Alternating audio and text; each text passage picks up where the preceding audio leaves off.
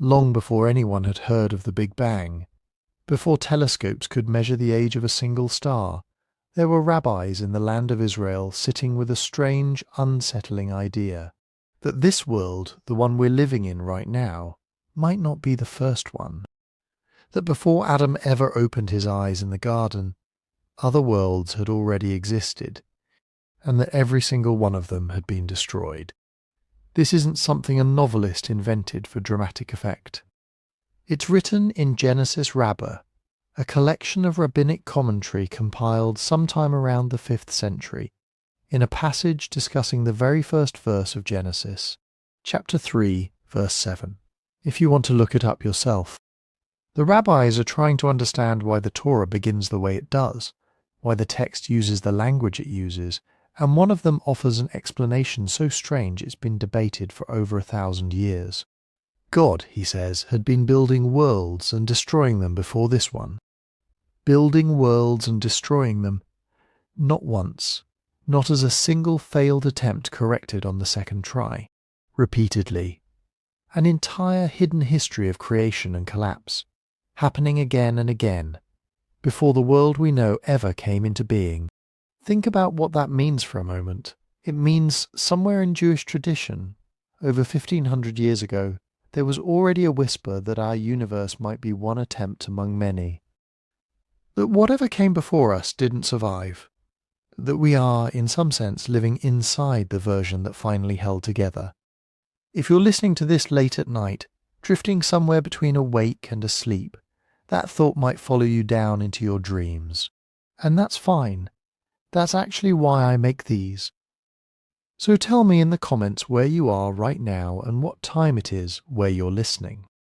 I read them. It's strange and wonderful realizing this reaches people in Lisbon at midnight and Manila at sunrise, all in the same hour. Now this idea of destroyed worlds didn't stay buried in a 5th century commentary.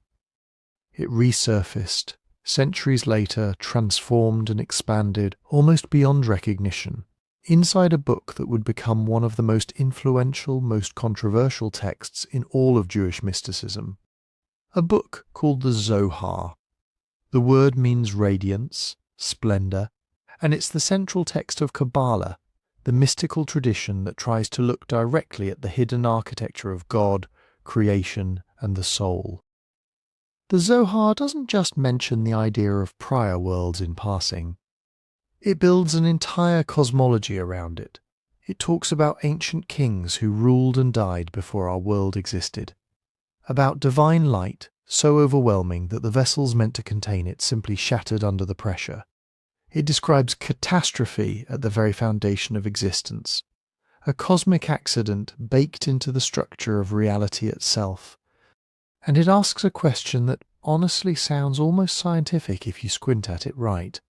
Why does anything broken exist at all if God is supposed to be perfect? We're going to sit with that question for a while tonight. But before we get to the shattering, before we get to the kings who reigned and died, we need to talk about how this book even reached us. Because the origin story of the Zohar is almost as strange as its contents. It appears suddenly in the 1280s, in a small town in Spain, claimed by one man to be the ancient hidden writings of a rabbi who lived over 1,000 years earlier. Some believed him completely, others suspected he'd written it himself, in secret, alone, and was passing his own words off as scripture from antiquity. That argument still hasn't fully settled even today. If any of this is helping you unwind, helping your mind slow down enough to drift, the best way to support what I do here is actually over on Spotify. There's a link in the description below. It costs you nothing. It helps enormously, and it means these stories keep getting made. Now, let's go back to that small town in Castile and a manuscript that shouldn't have existed. Let's go back to that passage now, and this time, let's actually sit with the words themselves, slowly the way the rabbis who first spoke them would have wanted. The teaching is attributed to Rabbi Abahu, a scholar who lived in the 3rd century in the city of Caesarea on the coast of what's now Israel. Caesarea was a strange place for a rabbi to work. It was a Roman administrative capital full of Greek philosophy, full of early Christian thinkers, full of competing ideas about the nature of God and creation. Rabbi Abahu was known for engaging directly with these outside ideas, sometimes in recorded debates with Christian scholars of his day. He wasn't isolated. He was standing at a crossroads of religious thought, and it shows in the boldness of what he says. Here's the teaching as it's preserved in Genesis Rabbah, section 3, passage 7. Rabbi Abahu said, "This teaches that the Holy One, blessed be He, built worlds and destroyed them, until He created this one, and said, 'This one pleases me. Those did not please me.'" Read that again, slowly. "This one pleases me. Those did not please me." Not this world was created after some abstract cosmic trial and error. Not the universe took a few tries to get right in some vague general sense. Specific worlds, plural, actually built. Specific worlds, plural, actually destroyed. And then finally, this one, ours, the one you're sitting in right now while you listen to this, judged, acceptable, kept. Why would Rabbi Abahu say this? What in the text of Genesis could possibly lead a rabbi to a conclusion this strange? This is where we need to understand how Midrash actually works, because it's not what most people expect from ancient religious commentary. Midrash isn't systematic theology. It's not somebody sitting down and building an argument from first principles the way a philosopher might. Midrash is close reading, almost obsessively close reading of the biblical text, searching for anything unusual, anything repeated, anything that doesn't quite sit right grammatically or logically, and then asking, why is it written this way? What is the text trying to tell us that it isn't saying directly? In this case, the trigger is Genesis chapter 1, verse 31. "And God saw everything that He had made, and behold, it was very good." Every other day of creation in Genesis ends with God seeing that His work was good. Just good. But on this final day, after everything is finished, the text adds an extra word. Very good. Tov miod in the Hebrew. Not just good. Very good. The rabbis of Genesis Rabbah were trained to notice exactly that kind of small linguistic detail and refused to let it pass without explanation. Why does the text need this intensifier here, at the end when it never needed it before? What is being emphasized, and against what is it being contrasted? Rabbi Abahu's answer is that the word very implies a comparison. Very good compared to what? Compared, he suggests, to other attempts. Other creations. Ones that didn't earn that final word of approval and were therefore undone. This is the method, a single extra word in a 4,000-year-old text, and from it an entire cosmology of failed universes emerges. That's the strange power of Midrash. It takes the smallest gaps in Scripture and pours entire worlds of meaning into them. And Rabbi Abahu wasn't working entirely alone with this idea either.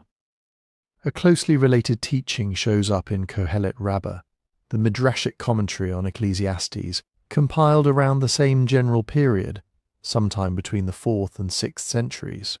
That version connects the idea of prior, failed worlds to the verse in Ecclesiastes that says there is nothing new under the sun, reading it almost as evidence, proof embedded in Scripture itself, that this pattern of creation and undoing had happened before, that nothing about our existence is entirely without precedent. It's worth pausing here to say plainly that not every rabbi accepted this reading easily, and later commentators wrestled with it for centuries. Some medieval scholars tried to soften it, arguing that Rabbi Abahu couldn't possibly have meant literal, physical worlds destroyed and remade like failed pottery on a wheel. Surely, they suggested, he meant something more metaphorical. Perhaps he meant that God considered different plans for creation before settling on this one. Perhaps very good simply meant morally complete, not evidence of prior cosmic wreckage. But other commentators took it seriously, almost unsettlingly seriously, as a genuine claim about the nature of divine creativity itself. That God's process of creation wasn't a single clean act, finished correctly on the very first attempt, but something closer to what we might now call iterative, worlds built, tested, found wanting and cleared away to make room for another try. And this is exactly where the seed gets planted for everything that comes centuries later in the Zohar. Because when the Zohar picks up this idea roughly 800 years after Rabbi Abahu first spoke those words in Caesarea, it doesn't soften the claim. It doesn't retreat into metaphor. It expands it, dramatically, into an entire hidden history of the cosmos before Genesis. The Zohar will describe specific ancient kings, ruling and dying, one after another, in a realm that existed before our world took shape. It will describe a divine light so immense, so overwhelming that the vessels built to hold it simply couldn't bear the pressure and broke apart, scattering fragments of that original light across all of existence.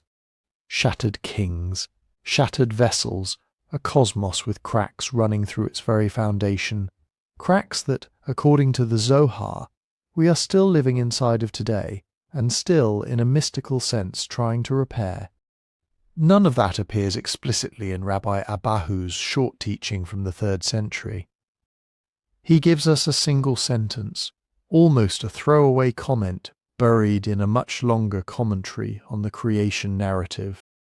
But that single sentence, this one pleases me, those did not please me, is the seed. It's the ancient rabbinic permission slip, if you want to think of it that way, that let later mystics in medieval Spain imagine something far larger, a cosmology of catastrophe, a universe built on the ruins of what came before it. And to understand how that seed grew into something as vast and strange as the Zohar, we need to leave the land of Israel and Rabbi Abahu's Caesarea far behind. We need to travel almost 1,000 years forward in time to a small town in medieval Spain, where a manuscript would surface, seemingly out of nowhere, claiming to hold secrets that had been hidden since the 2nd century. Castile in the 1280s is not some quiet backwater where nothing much happens. It's one of the sharp edges of the medieval world. On paper, it's Christian territory. The kingdom of Castile and Leon, ruled at this time by Alfonso X's successors. But the landscape is still thick with layers of an older reality. For centuries this land had been part of Al-Andalus, Muslim-ruled Spain, where Arabic, Hebrew and Latin learning collided and fused. By the late 13th century the armies of Christian reconquest have taken control of most of the region, but the intellectual habits of convivencia have not disappeared overnight. You have Jewish communities living under Christian kings, still deeply shaped by the centuries of dialogue and friction with Islam. You have Muslims now under Christian rule, negotiating their own survival. You have scholastics in Latin, translating Aristotle, Avicenna and Averroes. In Toledo, not far away, a famous translation school has been feeding Europe a diet of Greek and Arabic philosophy for generations. In this atmosphere, philosophical Judaism has also flourished. Think of Moses Maimonides, who died in 1204 but whose writings are circulating intensely in Spain by this time, with their cool rationalist, almost Aristotelian vision of God. And then, against that backdrop, you have something else stirring in Jewish circles, a quiet but growing hunger for mysticism. By the 1280s, Kabbalistic texts have already begun circulating in Provence and Catalonia. Works like the Bahir, a short cryptic collection of teachings, and the writings associated with the Circle of Isaac the Blind are being copied and studied in small groups. These are not mass-market books. They're handwritten, passed cautiously from teacher to disciple. Their language is guarded, sometimes deliberately obscure, full of hints and allusions, as if they're trying to say something that can only be said sideways. Castile is one of the places where this energy finds a home. In towns like Guadalajara, Avila, and Valladolid, small circles of learned Jews gather at night in private homes after the day's business and communal obligations are done. They already know the Talmud, the legal codes, the public face of Torah. What they're looking for now is something underneath. Not just what God commands, but how God is. Not just what Genesis says about creation, but what might have happened before those first recorded words, in the gaps the text leaves untouched. It's in this setting, sometime in the late 1280s, that a new manuscript begins to appear. It's written in Aramaic, but not the smooth rabbinic Aramaic of the Talmud. This is a strangely flavoured dialect, deliberately archaic, with turns of phrase that feel like a conscious imitation of older texts. It presents itself not as a new work at all, but as something ancient, a compilation of teachings going back more than 1,000 years to the circle of Rabbi Shimon bar Yochai in 2nd century Roman Palestine. The manuscript doesn't arrive like a royal decree or a papal bull. There's no single unveiling. Instead, fragments begin to circulate. A copy of one section lands in the hands of a rabbi in one town. Another section appears somewhere else. A commentary on Genesis here, a discourse on the mystic meanings of the Shema there. The name that starts to attach to it, slowly, is Sefer HaZohar, the Book of Splendor. Imagine being one of the people who first sees it. You open the folio and encounter page after page of dense Aramaic, structured as a kind of mystical travelogue. Rabbi Shimon and his companions walking through the hills of Galilee, expounding secrets of the Torah as they go, uncovering layers of meaning beneath every word. The style is midrashic, but the content is something else entirely. Not just legal or ethical hints, but vast cosmological architectures. Emanations, hidden divine faces, worlds before our world hinted at in verses you've read 1,000 times. The first reaction in these circles is not necessarily skeptical. Many are electrified here, it seems, is exactly what they've been craving, a bridge between the ancient rabbinic voice and the burning imagistic mysticism that has been bubbling up in their own time. Here is a text that speaks in the beloved language of the sages, and at the same time answers questions that Maimonides never even wanted to ask. But the second reaction, almost immediately, is unease. Because if this really is the work of Rabbi Shimon bar Yochai and his circle, why has nobody heard of it before? Jewish tradition is intensely conservative about its canon. Important texts don't just disappear for 1,000 years, and then materialize in a Castilian town with no continuous chain of transmission. The rabbis know their libraries. They know the Mishnah, the Talmud, the early Midrashim, the Geonic Responsa, the great codes. They know the lists of earlier mystical writings, Sefer Yetzirah, Hakelot literature, the older Merkavah texts. They know how real books leave traces, quotations, marginal notes, references in letters. The Zohar arrives without any of that. It claims a voice from the 2nd century, but its accent sounds suspiciously close to the 13th. Some of its ideas seem to echo the philosophical debates of their own era. Some of its images line up disturbingly well with themes already present in the Provençal Kabbalists. It feels both ancient and new at the same time, and that tension is hard to ignore.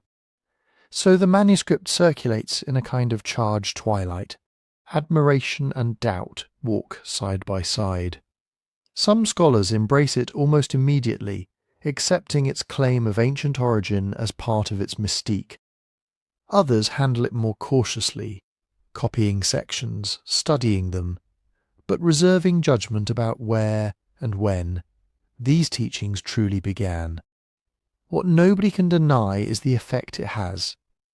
In a kingdom where Aristotle and Averroes have taught Jews and Christians alike to speak about God as an abstract, unmoved mover, the Zohar suddenly offers a very different register, a God whose inner life is dynamic, overflowing, sometimes broken, a cosmos where scripture is a code, and the rabbis of old were wandering through not just physical landscapes, but through strata of divine reality itself. And for those who remember Rabbi Abahu's strange line about worlds built and destroyed, the Zohar's pages feel like they might finally be spelling out what that could mean. But to see how this text actually came into being, and why its sudden appearance caused such a stir, we need to turn from the manuscript itself to the man in whose hands it first truly takes shape, Moses de Leon. Moses de Leon is not some anonymous scribe in a corner, mechanically copying pages. He's a known figure in his own time, and not a minor one. He's born around the middle of the 13th century, probably in Guadalajara. His family name, de Leon, comes from the city of Leon in northwestern Castile, and earlier generations seem to have come from there. So, from the beginning, he's a man of the frontier, shaped by that same borderland culture where Arabic philosophy, Christian scholasticism and Jewish law are all rubbing against each other. By the time the Zohar begins to circulate, he is already recognized as a scholar. We have writings of his that are not mysterious at all. Works in his own name, in ordinary Hebrew, dealing with questions of law, philosophy and piety. He writes a book on ethics called Sefer Ha-Rimon, the Book of the Pomegranate, a kind of mystical ethical commentary on the commandments. He writes a work called Sefer Ha-Sodot, the Book of Secrets, and a commentary on the Song of Songs that glows with Kabbalistic imagery but still appears under his own authorship. He's also involved in summarizing and transmitting earlier Kabbalistic traditions from Provence. If you read these acknowledged works, they don't feel like dry legalistic texts. They're full of warmth, metaphor, and a certain restlessness. Moses de Leon likes images. He likes to linger on the inner meaning of a verse, to turn it like a jewel in the light. He's steeped in Talmud and Halacha, but he's not satisfied with that alone. He's part of the new mystical current, taking the fragments from the Bahir, the teachings of Isaac the Blind and his circle, and weaving them into more expansive tapestries. So, when a strange Aramaic book begins to appear, filled with Rabbi Shimon and his companions wandering through Galilee, it doesn't emerge from nowhere. It appears in a world where Moses de Leon is already known as a devout, imaginative, Kabbalistically inclined writer. And very quickly, people notice that many of the Zohar manuscripts they're seeing seem to come through him. He spends the last decades of his life moving through several Castilian towns, Guadalajara, Valladolid, Avila. He's often away from home. He has patrons, friends, correspondents. He also has financial pressures. This is not an age where scholarship pays very well, and copying mystical manuscripts is one of the ways he supports himself. Contemporary reports describe him as someone who always seems to have another folio of the Zohar to offer, another section newly copied, another teaching of Rabbi Shimon to share, if of course you can help cover the costs. There's nothing automatically suspicious about that. Manuscript culture runs on patronage and payment.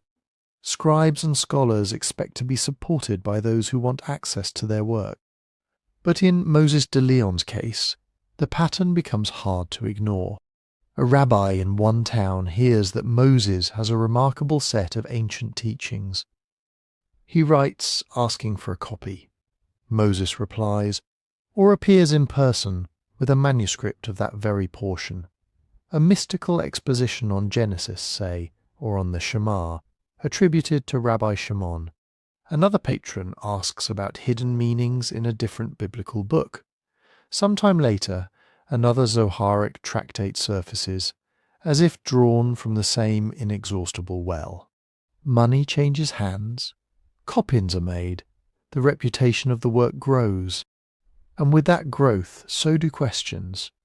Some of his contemporaries are uneasy not only with the sudden appearance of the Zohar, but with Moses's central role in its diffusion.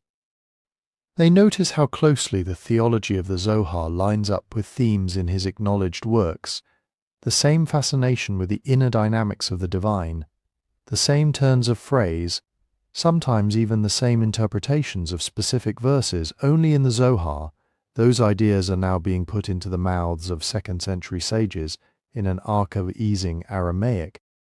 There are also stories that he claims to possess an ancient, single, authoritative manuscript of the Zohar, written by Rabbi Shimon's own circle, which he is simply copying from. But no one besides him seems actually to see this primordial scroll. One account reports that a wealthy patron in Avila offers a large sum of money if Moses will sell him the original.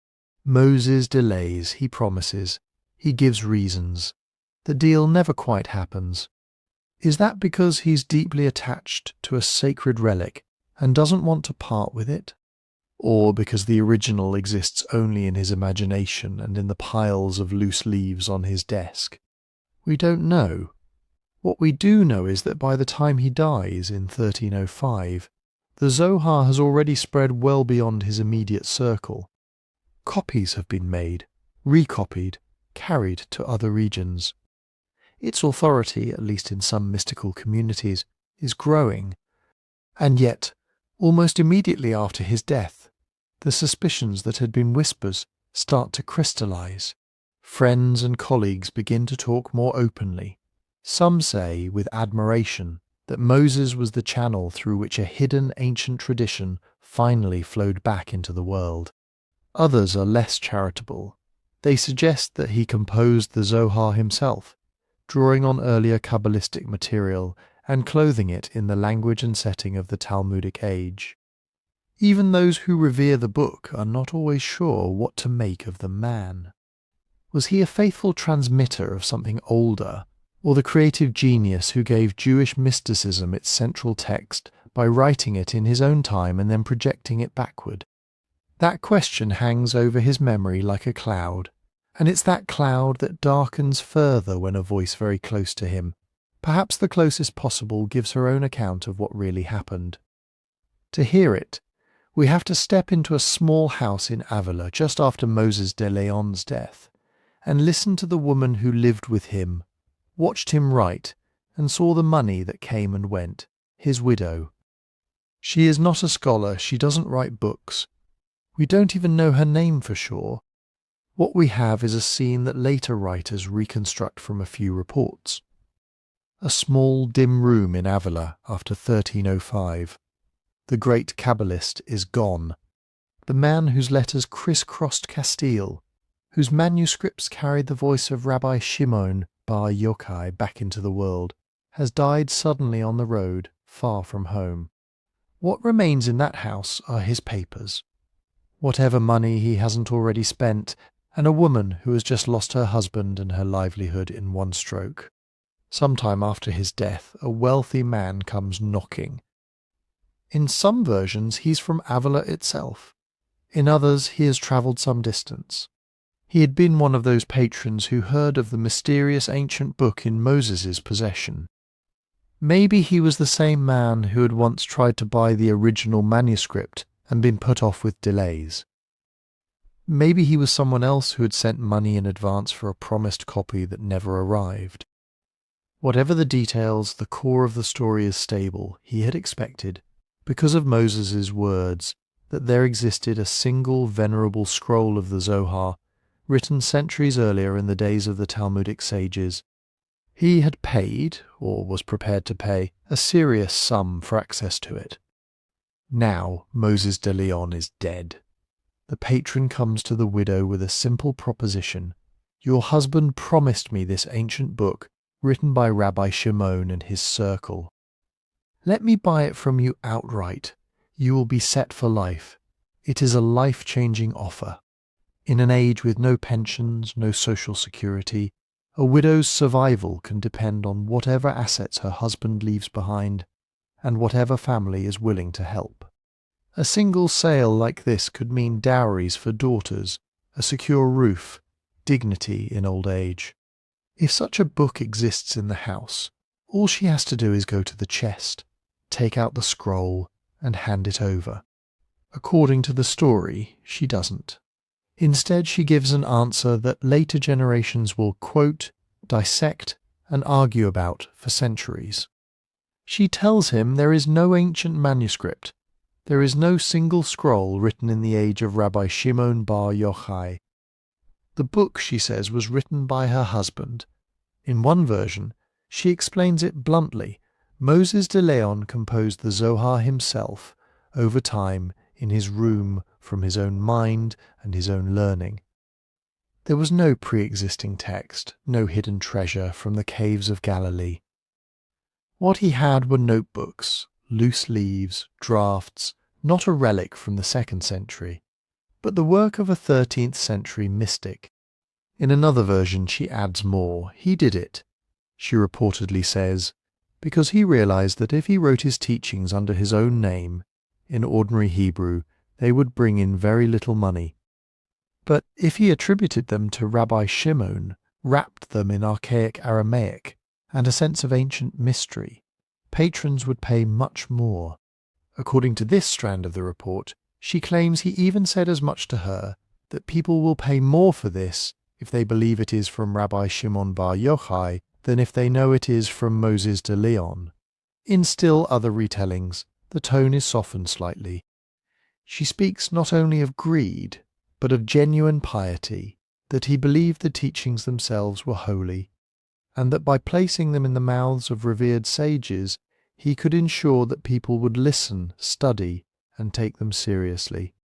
A literary device, she implies, but one employed in the service of truth as he understood it.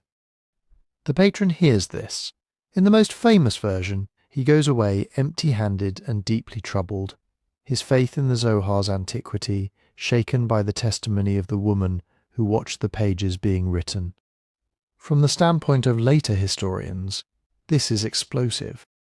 If she is telling the truth, Moses de Leon is not the scribe of an ancient book. He is the author of a new one.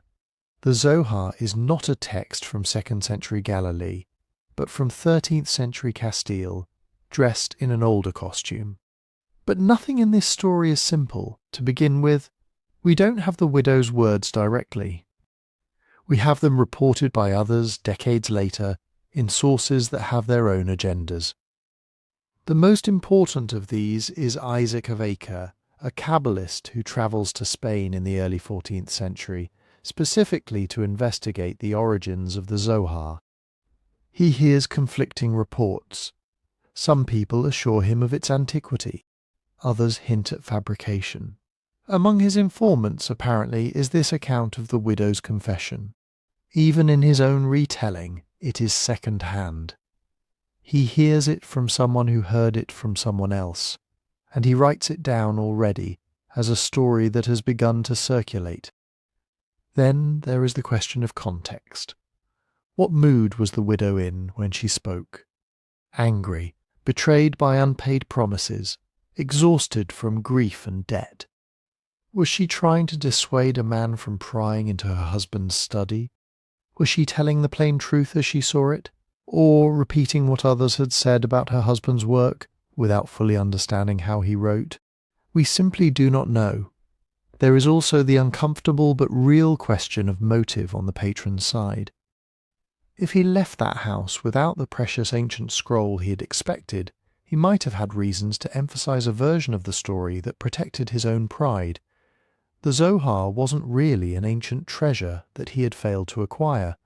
It was a recent composition, not worth the price he'd been prepared to pay. In that framing, the widow becomes a key witness in a narrative that justifies his frustration. From the perspective of believers in the Zohar's antiquity, her testimony can be interpreted in other ways. Some traditional readers suggest that she simply didn't know what her husband had in his possession, that the original might have been entrusted elsewhere for safekeeping, that Moses de Leon, steeped in esoteric traditions, would hardly have shared his deepest secrets with a spouse who was not part of the learned circles that studied them. Others argue that even if she said exactly what the story reports, she could have misunderstood. She might have seen him composing commentaries, glosses, and expansions on an older text, and assumed that the entire work was his own invention. In the 20th century, scholars like Gershom Scholem treat the widow's story as one important piece of evidence among many. For him, the similarities between the Zohar and Moses de Leon's signed Hebrew works, the language, the theology, the historical setting, all of this points toward a 13th century authorship. The widow's reported testimony fits that picture, but it is not the only or even the decisive argument. Other researchers are more cautious. They note the late and mediated nature of the evidence, the tendency of legends to crystallize around controversial texts, and the very human pattern of using a widow's words as a convenient vessel for what an anxious community already suspects. So the story of the widow sits in the middle of the debate like a stone in a stream. Some let the current of their interpretation run around it. They uphold the Zohar as ancient hint at misunderstandings, or find ways to harmonize her words with a belief in hidden manuscripts and secret chains of transmission. Others stand on that stone and build from it, seeing in her voice the candid admission that the Zohar is the work of a single medieval mind, however inspired.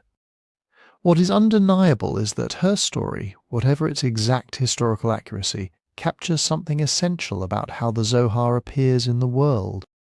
Behind this book that speaks in the voices of long-dead sages, there is a living household.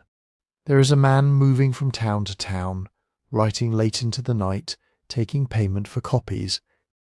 There is a woman in Avila watching parchments fill up, watching coins arrive and vanish. And there is a moment after his death when someone asks her what really happened. Her answer, as it comes down to us, doesn't settle the question. It intensifies it, because if Moses de Leon did write the Zohar, then we are reading a medieval masterpiece wrapped in an ancient mask. And if he did not, then we have to explain how a book so saturated with his style, his themes, his world, could have flowed through him without, in some sense, being his own. The widow's testimony leaves us there, in that uncertainty, between faith and suspicion, between reverence for a sacred text and curiosity about its human origin. And it sets up the next layer of the story, why anyone in 13th century Castile would want so badly to say that this book came not from their own age, but from a circle of mystics who lived more than 1,000 years earlier, in Roman-ruled Galilee, under the name of one man in particular, Shimon bar Yochai.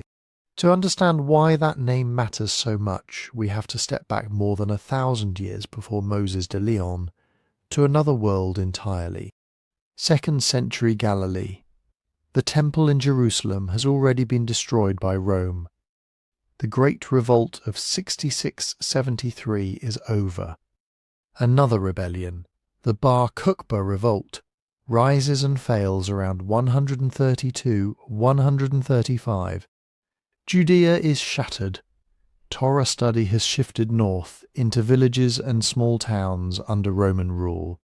This is the landscape of the early rabbinic sages, the Tanaim, whose teachings will later be woven into the Mishnah. Among them, Talmudic tradition places a figure named Rabbi Shimon bar Yochai.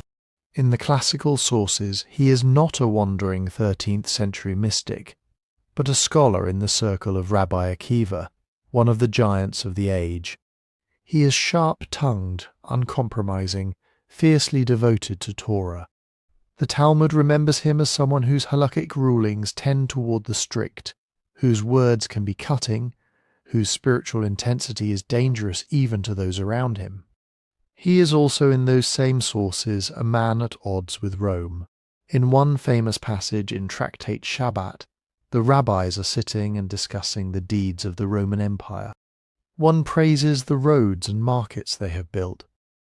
Another points out the baths and infrastructure. Shimon bar Yochai is having none of it.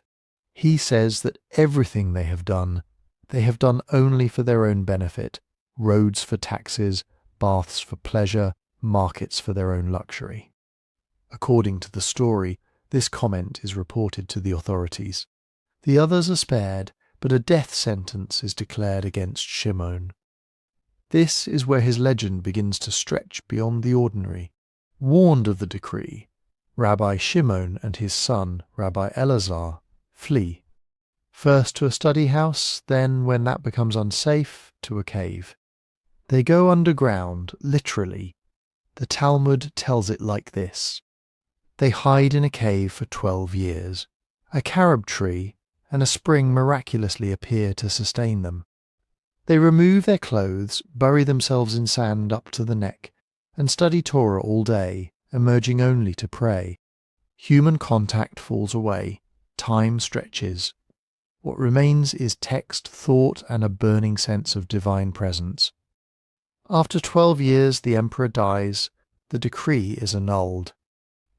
Elijah, the prophet, archetypal messenger between heaven and earth, appears at the mouth of the cave and announces that they can emerge. They come out, they walk the world again, and what they see horrifies them.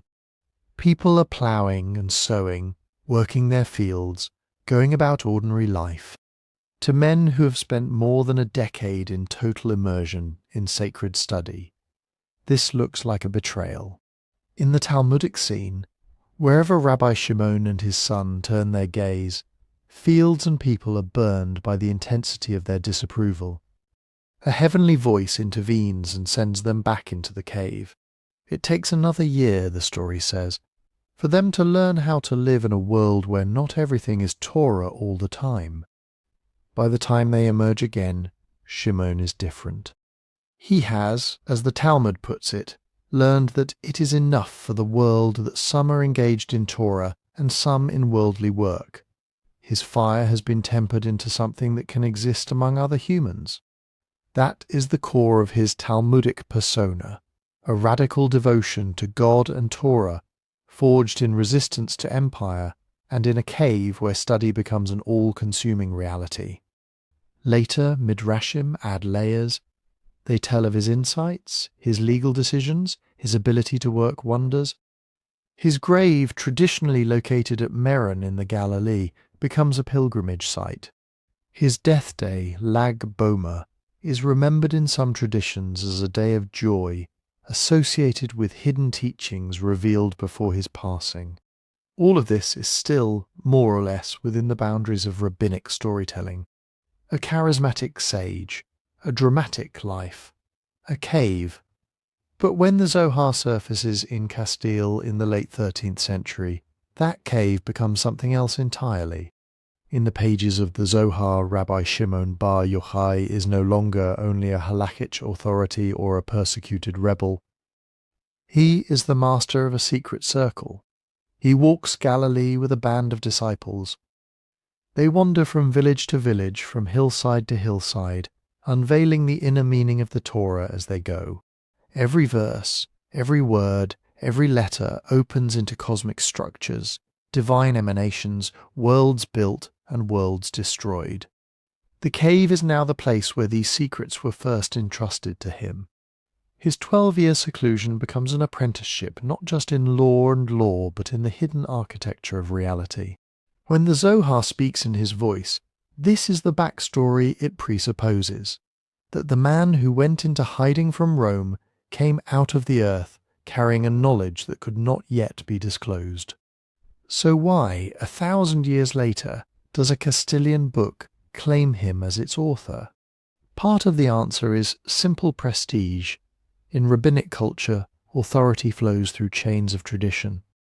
To say that your teachings come from Rabbi Shimon bar Yochai is to plug them directly into the early rabbinic age, to place them alongside the Mishnah and the Talmud rather than beneath them. A book that presents itself as a 2nd century composition can demand a kind of reverence that a 13th century treatise cannot. But there is more than prestige at work. There is also fit. The Zohar is obsessed with persecution and concealment, with the idea that the deepest truths of Torah must be hidden away from hostile powers and unprepared minds. A sage who flees a death sentence, who vanishes into a cave for 12 years, who emerges with eyes that burn the world, perfectly embodies that pattern. His life, as told in the Talmud, already reads like a parable of esoteric wisdom, dangerous to the unready, preserved under threat, gradually reintegrated into ordinary life. Attaching the Zohar to Shimon bar Yochai lets its anonymous medieval author or authors cast the book itself as a kind of textual cave. These teachings, the framing implies, were not invented in Castile. They were entrusted to a small circle in Roman Galilee. They were sealed away, passed quietly from generation to generation, held back until the right moment. Only now, at the end of days or on the eve of some great turning, are they emerging into the light. There is also a spiritual psychology here, by speaking in the voice of a 2nd century sage under Roman occupation. A Kabbalist in 13th century Christian Spain can mirror his own sense of vulnerability. Jews in Castile live under Christian rule, navigate pressures of conversion, crusade, and polemic. The figure of Rabbi Shimon offers a way to process that experience through an older story: empire above, Torah below, wisdom surviving underground. Historically, of course, all of this is contested. Scholars like Scholem argue that nothing in the actual Talmudic record of Shimon bar Yochai suggests that he authored a massive Aramaic mystical corpus. The language of the Zohar itself reflects later dialects, later ideas, a medieval Spanish-Hebrew-Aramaic blend rather than the idiom of 2nd century Galilee. From that perspective, the attribution is literary fiction, a pseudepigraphic mask meant to shield and elevate a new work. Traditional readers answer differently. For them, the continuity of themes, the cave, the persecution, the extraordinary intensity of devotion, makes the attribution spiritually plausible even if the exact mechanics are opaque.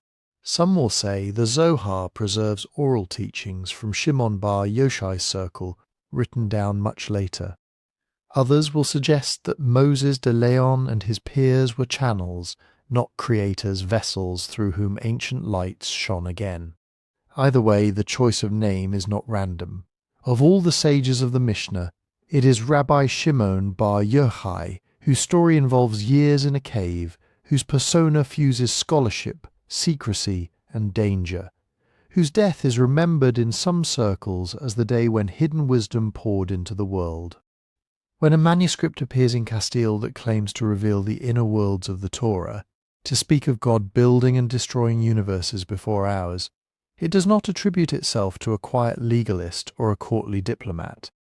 It chooses the cave dweller of Galilee, and through that choice, it invites us to follow a line that runs from Roman persecution, through subterranean study, to a 13th century book that insists it is not new at all, but very, very old. To test that claim, we have to leave the legends for a moment and look at the thing itself, the language it speaks, the ideas it unfolds, the world it assumes. What, when we open the Zohar beyond its title page and its attributions, do we actually find? Open the Zohar, and the first surprise is that it doesn't look like a book in the way we usually mean. There is no neat table of contents, no straight-line argument, no single narrative that begins in one place and ends in another. Instead, what you meet is a voice that seems to be already in the middle of a conversation, already walking. On the surface, the Zohar is a commentary on the Torah. It moves, more or less, with the weekly portions of Genesis, Exodus, Leviticus, Numbers, and Deuteronomy. A verse from the Bible is cited, and then the Zohar begins to speak. Sometimes it stays with that verse for a long stretch, turning it over like a stone in the hand, seeing what patterns glint on its surface. Sometimes it glances at a verse and moves on after just a few lines, as if noting a hint that will matter later. But the word commentary is misleading. If you imagine something like Rashi line by line explaining grammar and meaning, the Zohar uses the Torah more like a musical score than a text to be passed. Each verse is a cue. A phrase about Abraham becomes a doorway into the anatomy of the soul. A law about sacrifices turns into a meditation on the flow of blessing from higher worlds into lower. A genealogical list suddenly opens into the story of those earlier worlds that were built and destroyed. Running through all of this is a frame story. Again and again, the Zohar sets its teachings inside little narratives. Rabbi Shimon and his circle are walking along a road. They climb a hill. They meet an old man, or a child, or an anonymous donkey driver who unexpectedly begins to speak with terrifying depth. Night falls, and they sit around a fire. Dawn rises, and with it some new insight. These episodes are rarely developed as full plots. No one is trying to write a conventional novel here. But the narrative fragments matter. They slow the pace, give the teachings a rhythm. Insight emerges in conversation, from question and answer, from chance meetings and shared journeys. Within that frame, the language shifts into something stranger. Most of the Zohar is written in an Aramaic that is not quite like the Aramaic of the Talmud, and not quite like the Aramaic of the ancient Targum translations.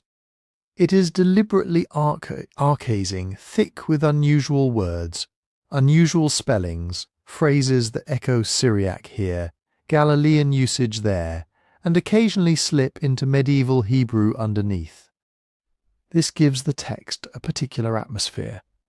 The sentences feel old, but not in a way that lines up cleanly with any one period. It is as if the book is speaking from a remembered past, recreating the sound of 2nd century Galilee as imagined by a 13th century mystic in Castile. Inside that Aramaic, the ideas themselves often move in spirals. A single passage might begin with a verse from Genesis, shift into an allegory about a king and his palace, move from there into a technical discussion of the Ten Sefirot, then circle back to say that all of this is hinted in the extra letter in one particular word.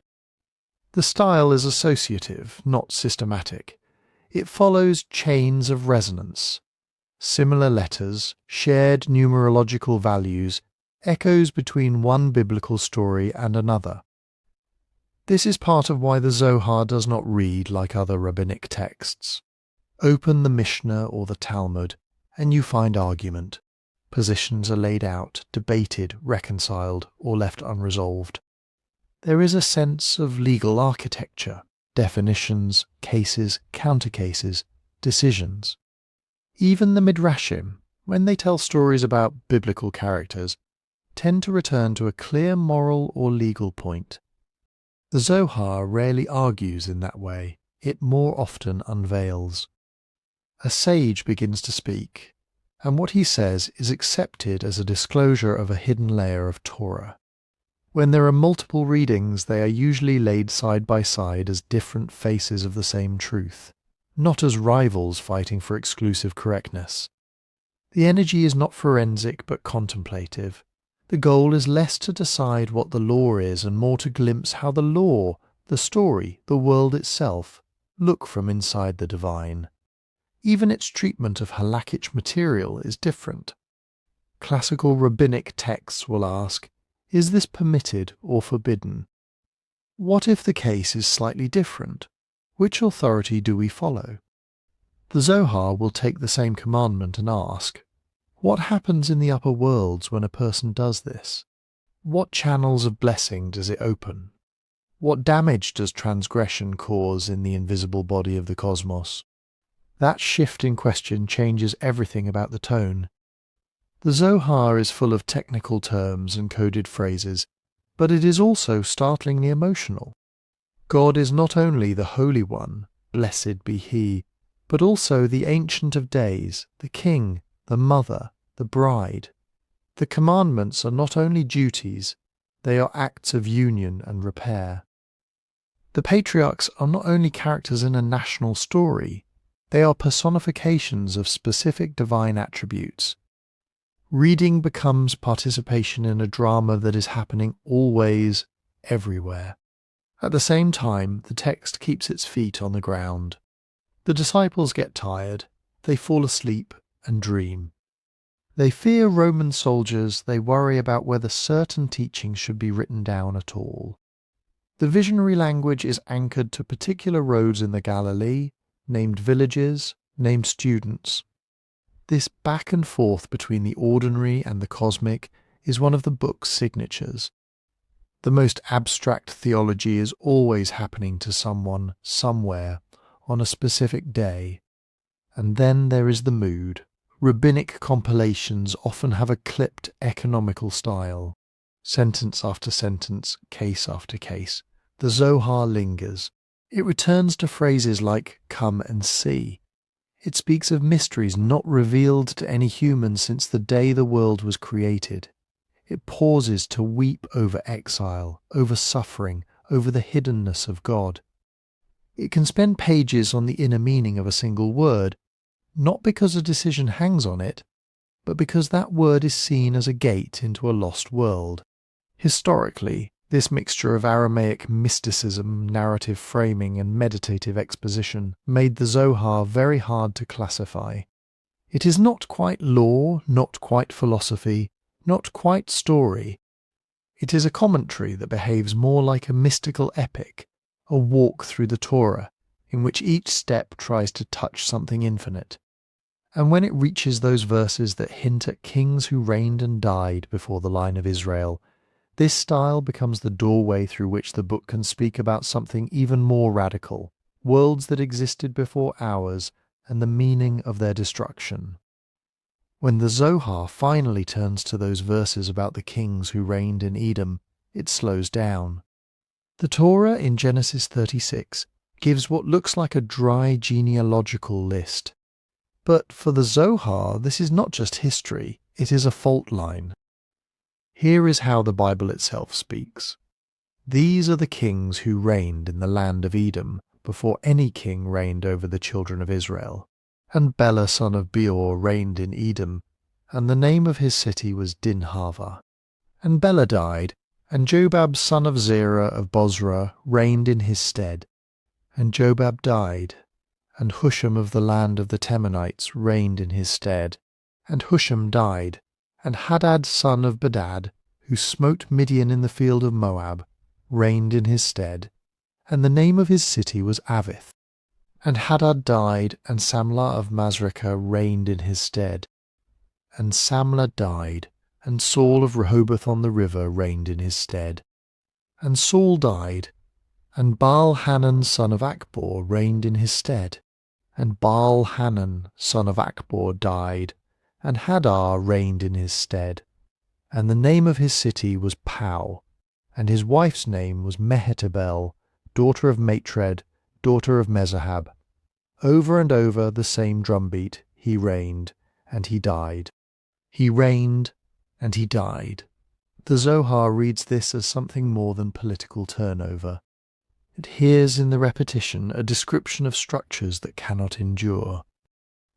In one passage it identifies these kings of Edom with earlier configurations of divine power, harsh regimes of judgment that could not balance themselves. They stood, they ruled, and then, unable to bear the flow of light and energy pouring into them, they collapsed. Later Kabbalists will give this a technical name, Shevirat Ha-Kelim, the shattering of the vessels. But already in the Zohar, the image is there in seed form, worlds of unsoftened strictness that blaze briefly and then are extinguished. Edom, in rabbinic literature, is already a symbol loaded with meaning. Esau, Rome, exile, the world that opposes Israel. The Zohar gathers all of that and pushes it upward. These kings are not just foreign rulers in a rough corner of ancient Canaan. They are the memory of cosmic experiments that failed. Before any king ruled over Israel, the verse says, before the balanced order symbolized by Israel, by a covenantal kingdom, there were these broken monarchies, one after another, rising and falling. This becomes, for later readers, the clearest biblical foothold for the idea that God's creative process involved destruction. The world we know with its Torah and its history is not the first stable arrangement. It stands on the ruins of other attempts, other kings that reigned and died. If the kings of Edom are memories of failed structures, the Zohar now wants to ask a deeper question. What was flowing into those structures in the first place? What is this light that can shatter worlds? To answer, it walks you very far back, not to the first day of creation, not even to in the beginning, beyond beginnings. It uses a word that doesn't sound like a word at all, Ein Sof, literally, without end. Not a very big God, not a long time ago.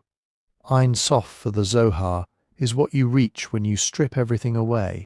Every shape, every name, every picture your mind tries to draw when you say the word God. Imagine this. Before lines, before colours, you have pure brightness that has no edge. You can't say where it starts or where it stops. You can't step outside it to look at it. Whatever you do, you are still inside the brightness, trying to point at it from within. That is how the Zohar talks about Ein Sof, not a person in the sky, not a king on a throne, a presence that is so absolute it cannot be pointed at. It has no before and no after, no here and no there. Any word you try to use slides off.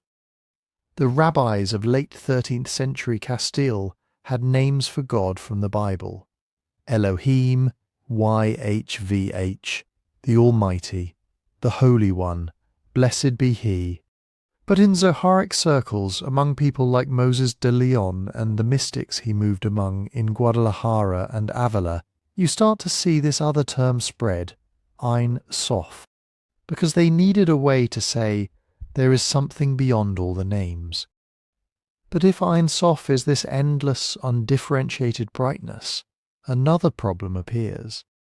How do you get from that to anything? How do you get from a God beyond all qualities to a world that has qualities everywhere you look?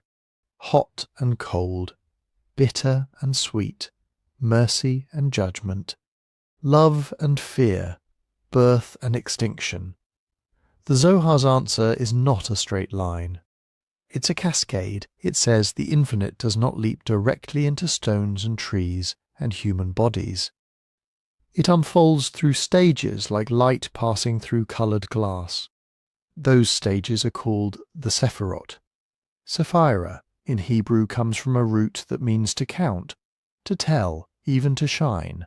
The word sits halfway between number, story, and radiance. The Zohar counts 10 of them. But it doesn't give you a dry list and ask you to memorize it. It circles around them. It gives them nicknames. It leans on images. Think of the Sefirot as 10 lamps on a single invisible circuit. Each lamp lights up with the same electricity, but each gives that electricity a particular colour, a particular mood. Or think of them as 10 notes, all played on one instrument. Strike them in different combinations, and whole symphonies of reality come pouring out. The top of this sequence the Zohar will sometimes call Keter, the crown. Not a metal object with jewels, but the first shimmer of direction inside the infinite. The almost thought, the pure will to be, before any concrete decision has formed. Below that you get a pair often called wisdom and understanding. In the Zohar's language, Chokmah and Bina. It likes to picture them as a point and a palace. A spark of insight, and then the space that holds and shapes that insight into something structured. From there the cascade widens. You get qualities that sound more familiar, hesed, loving kindness, flowing outward like a river, giving without limit. Opposite it, Gevura, strength or judgment, the power to set a boundary, to say no, to contract, to hold back. If the world were only heist, everything would spill over, no form would hold. If it were only Gevura, nothing would move, nothing would live. So the Zohar places between them a third power, Tiferet, beauty, a harmony that can weave compassion and judgment together into something balanced. And so it continues through more emanations of endurance, majesty, foundation, until finally the flow reaches Malkut kingship. The Zohar calls Malkut the world that is coming, the community of Israel, the moon receiving light from the sun. It is the point where invisible energies touch the visible world, where Ein Sof's brightness actually meets history. These are not separate gods, they are not pieces of God that can be taken apart.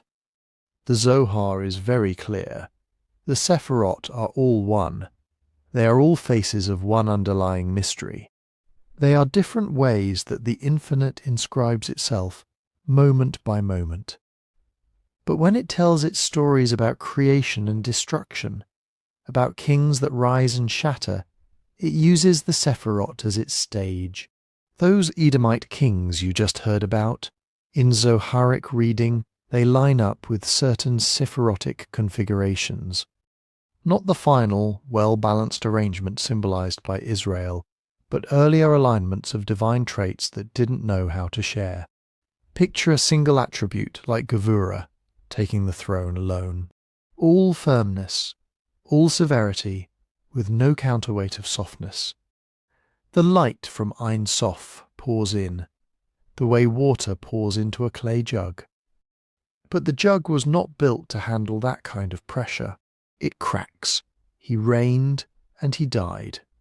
In Castile, when Kabbalists sat over these pages late at night, this is how they imagined the deep structure behind the biblical words. Not an arbitrary list of names, but a record of what happens when the infinite flow meets vessels that are not yet ready. And that's why this framework of Ein Sof and the Ten Sefirot ends up sitting beneath everything else in the Zohar.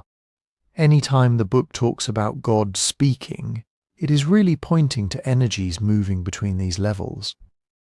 Any time it talks about exile, it is also talking about the lowest Sephira, Malkut, cut off or misaligned from the powers above it. Any time it hints that worlds have been built and broken, it is imagining different ways the Sefirot could have combined, and the consequences when they didn't. Later mystics in Safed, in 16th century Galilee, will build entire systems on this picture. Isaac Luria will talk about contractions and shatterings and repairs, with the Sefirot as his map. But all of that rests on this earlier move. The Zohar takes a God beyond all thought, Ein Sof, and lets that unknowable brightness filter down through 10 luminous steps. So when it finally dares to say, worlds were created and destroyed before ours, it isn't picturing a tinkering craftsman starting over. It is picturing patterns of light inside the divine life itself, building vessels, overflowing them, and then slowly learning how not to break. In the next layer of the Zohar's teaching, this inner drama will become explicit.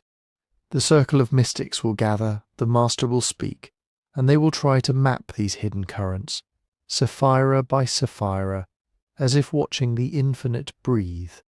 The Zohar does something unusual when it wants to make this inner map concrete. It doesn't just give you another list. It stages a scene.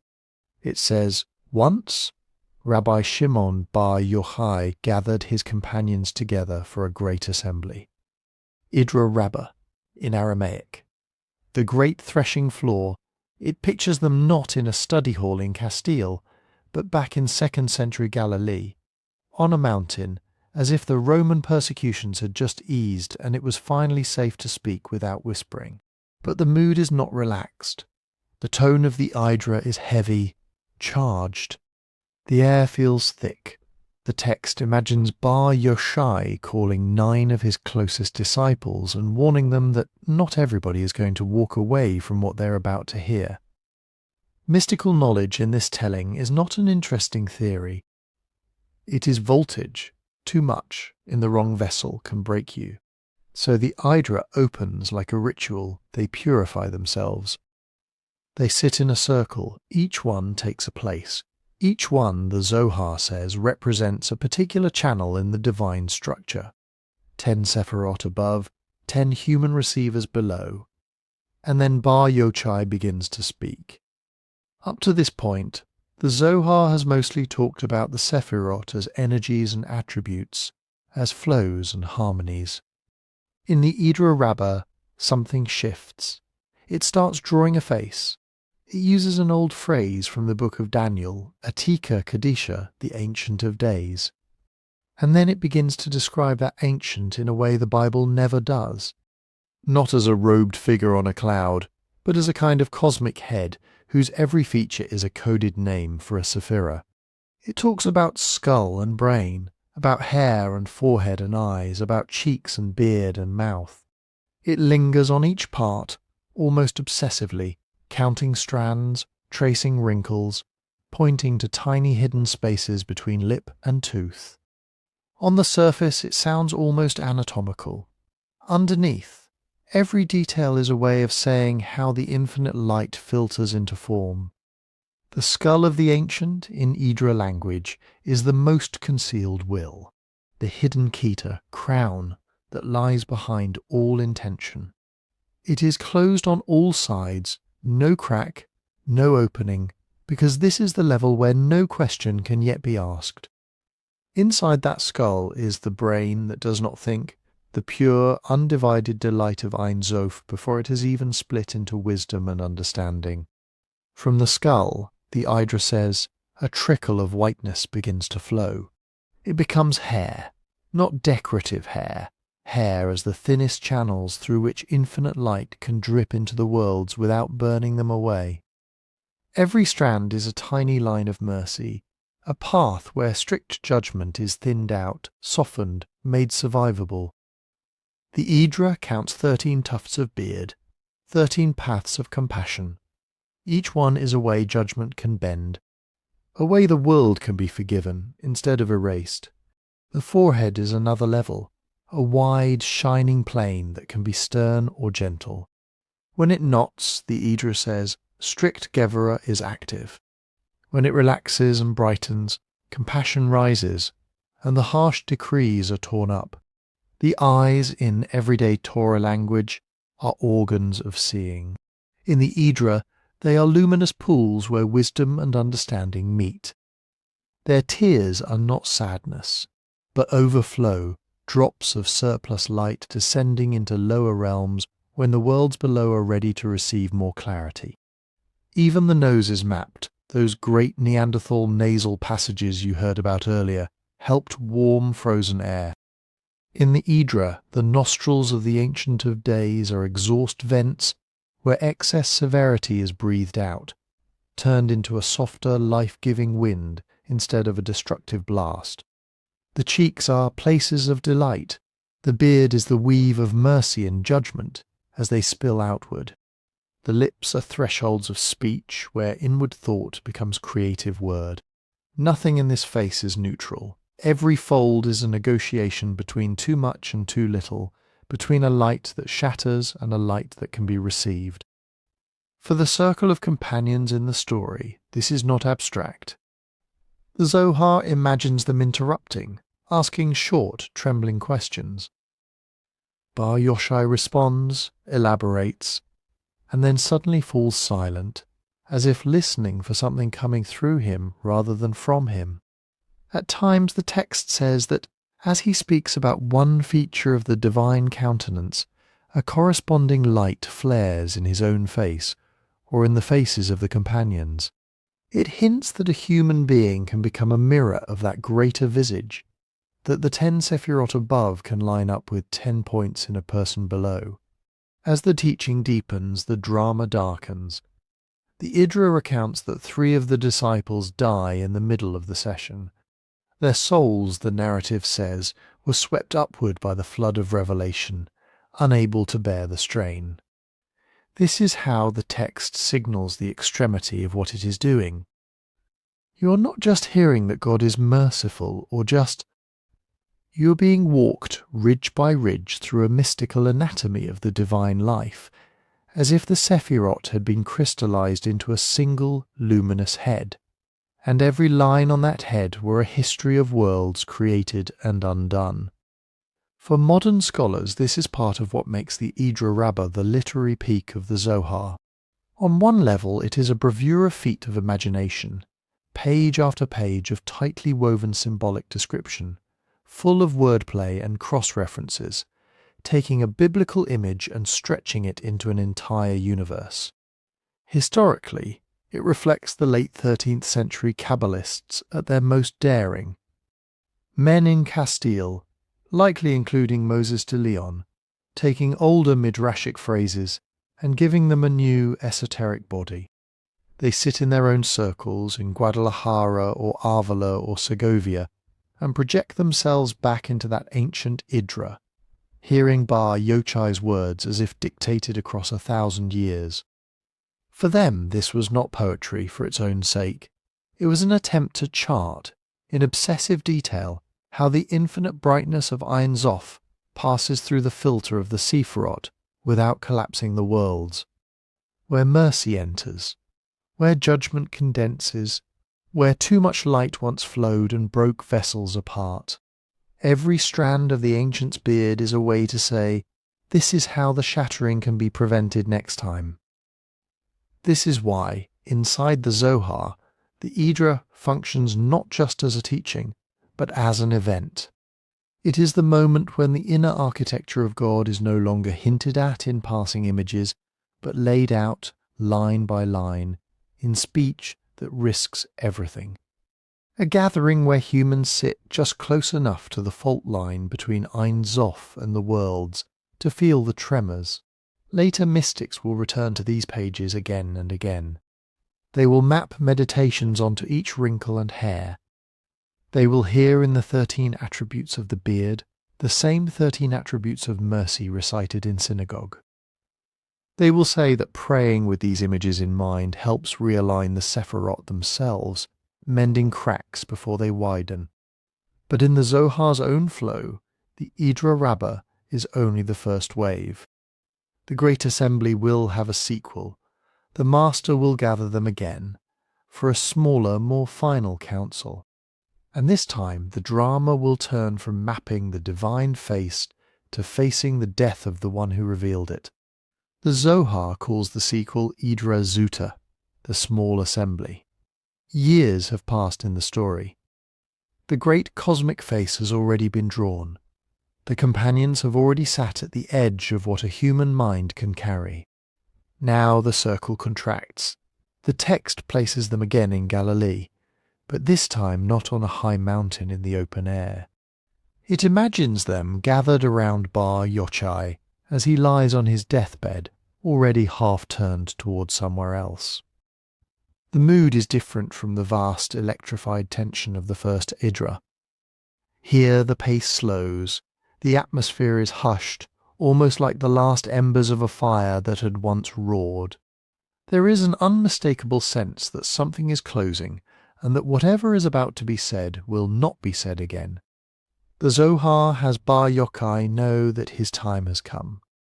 In the narrative, he announces it without drama, almost matter-of-factly. This day, he tells his companions, is crowned above more than any other day of my life. Not because he is dying, but because, in the book's imagination, this is the day when all the hidden paths he has opened will be gathered and sealed. He tells them to prepare. They bathe. They clothe themselves in white. They sit, not in a broad circle now, but pressed close, facing him. In the Zohar's language, they are about to accompany him across a threshold. The last teachings of the Idra Zuta are strange even by Zohar standards. Bar Yochai begins to speak again of Attica Kadisha, the Ancient of Days, and of the inner life of the Sefirot. But the tone has shifted from exploration to summing up.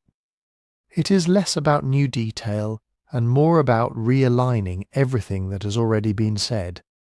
He returns to the idea of the hidden skull and the unthinking brain, but now he frames them in terms of departure.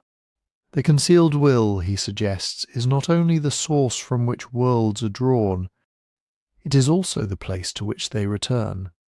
Just as that first trickle of whiteness once flowed out as hair, the last breath of a righteous person is imagined as a thread of light flowing back, reabsorbed into its source.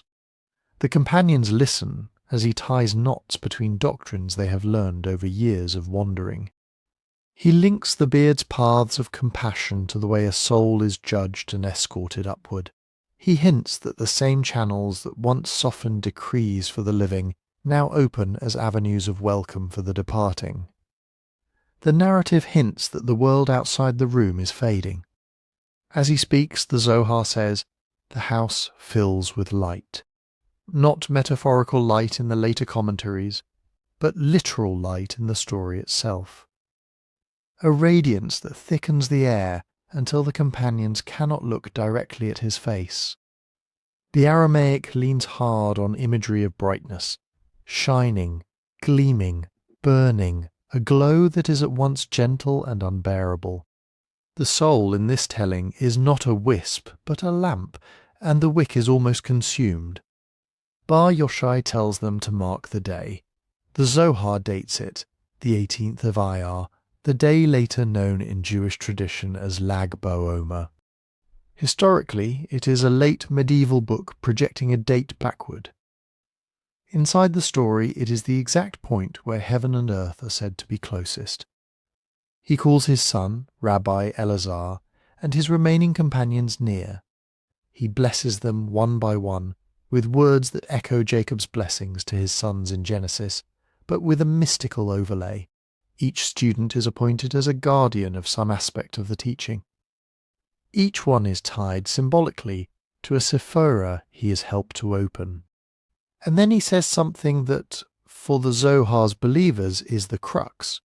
He claims that all his life he has kept one cluster of secrets back, not from pride, but because until now they were bound above and not given permission to be revealed. Now, as his soul loosens, permission is granted.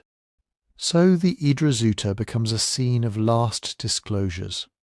The content of those final secrets is dense, combinations of divine names, configurations of the Sefirot in their most concealed modes, the way the Ancient of Days is garbed in other, more interior faces that the Shevirat Rabbah barely hinted at.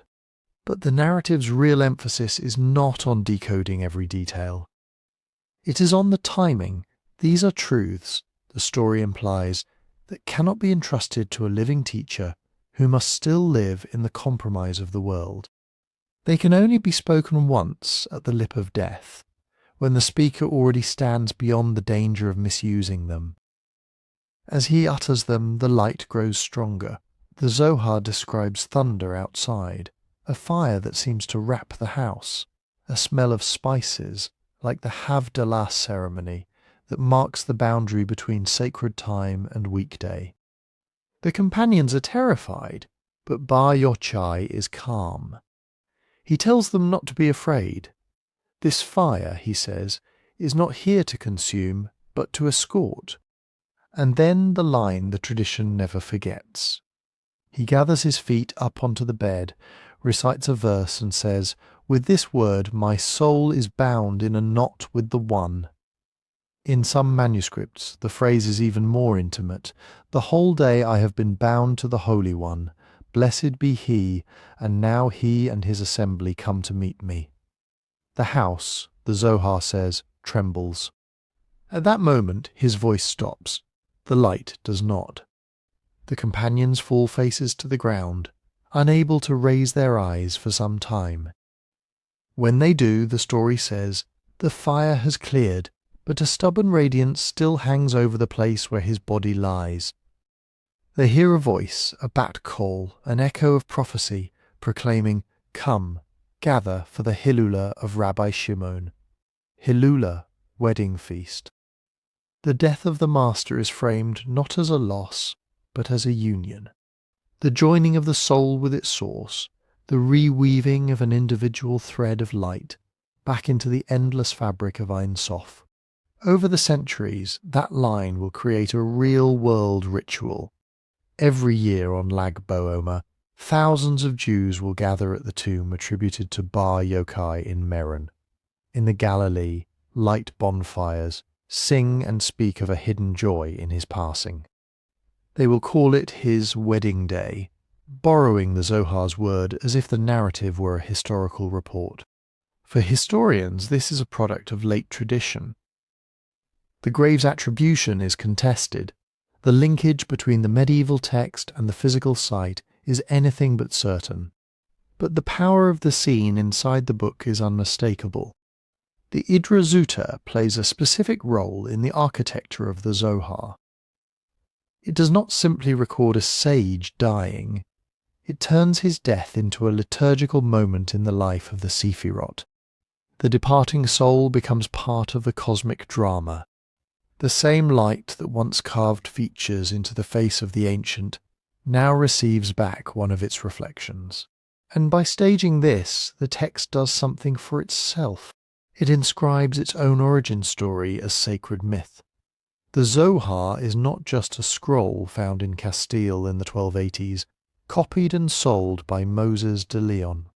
It is, in its own telling, the final breath of a 2nd century master whose soul left the world in an explosion of light and speech. To accept the Idra Zuta as literal history is a leap of faith.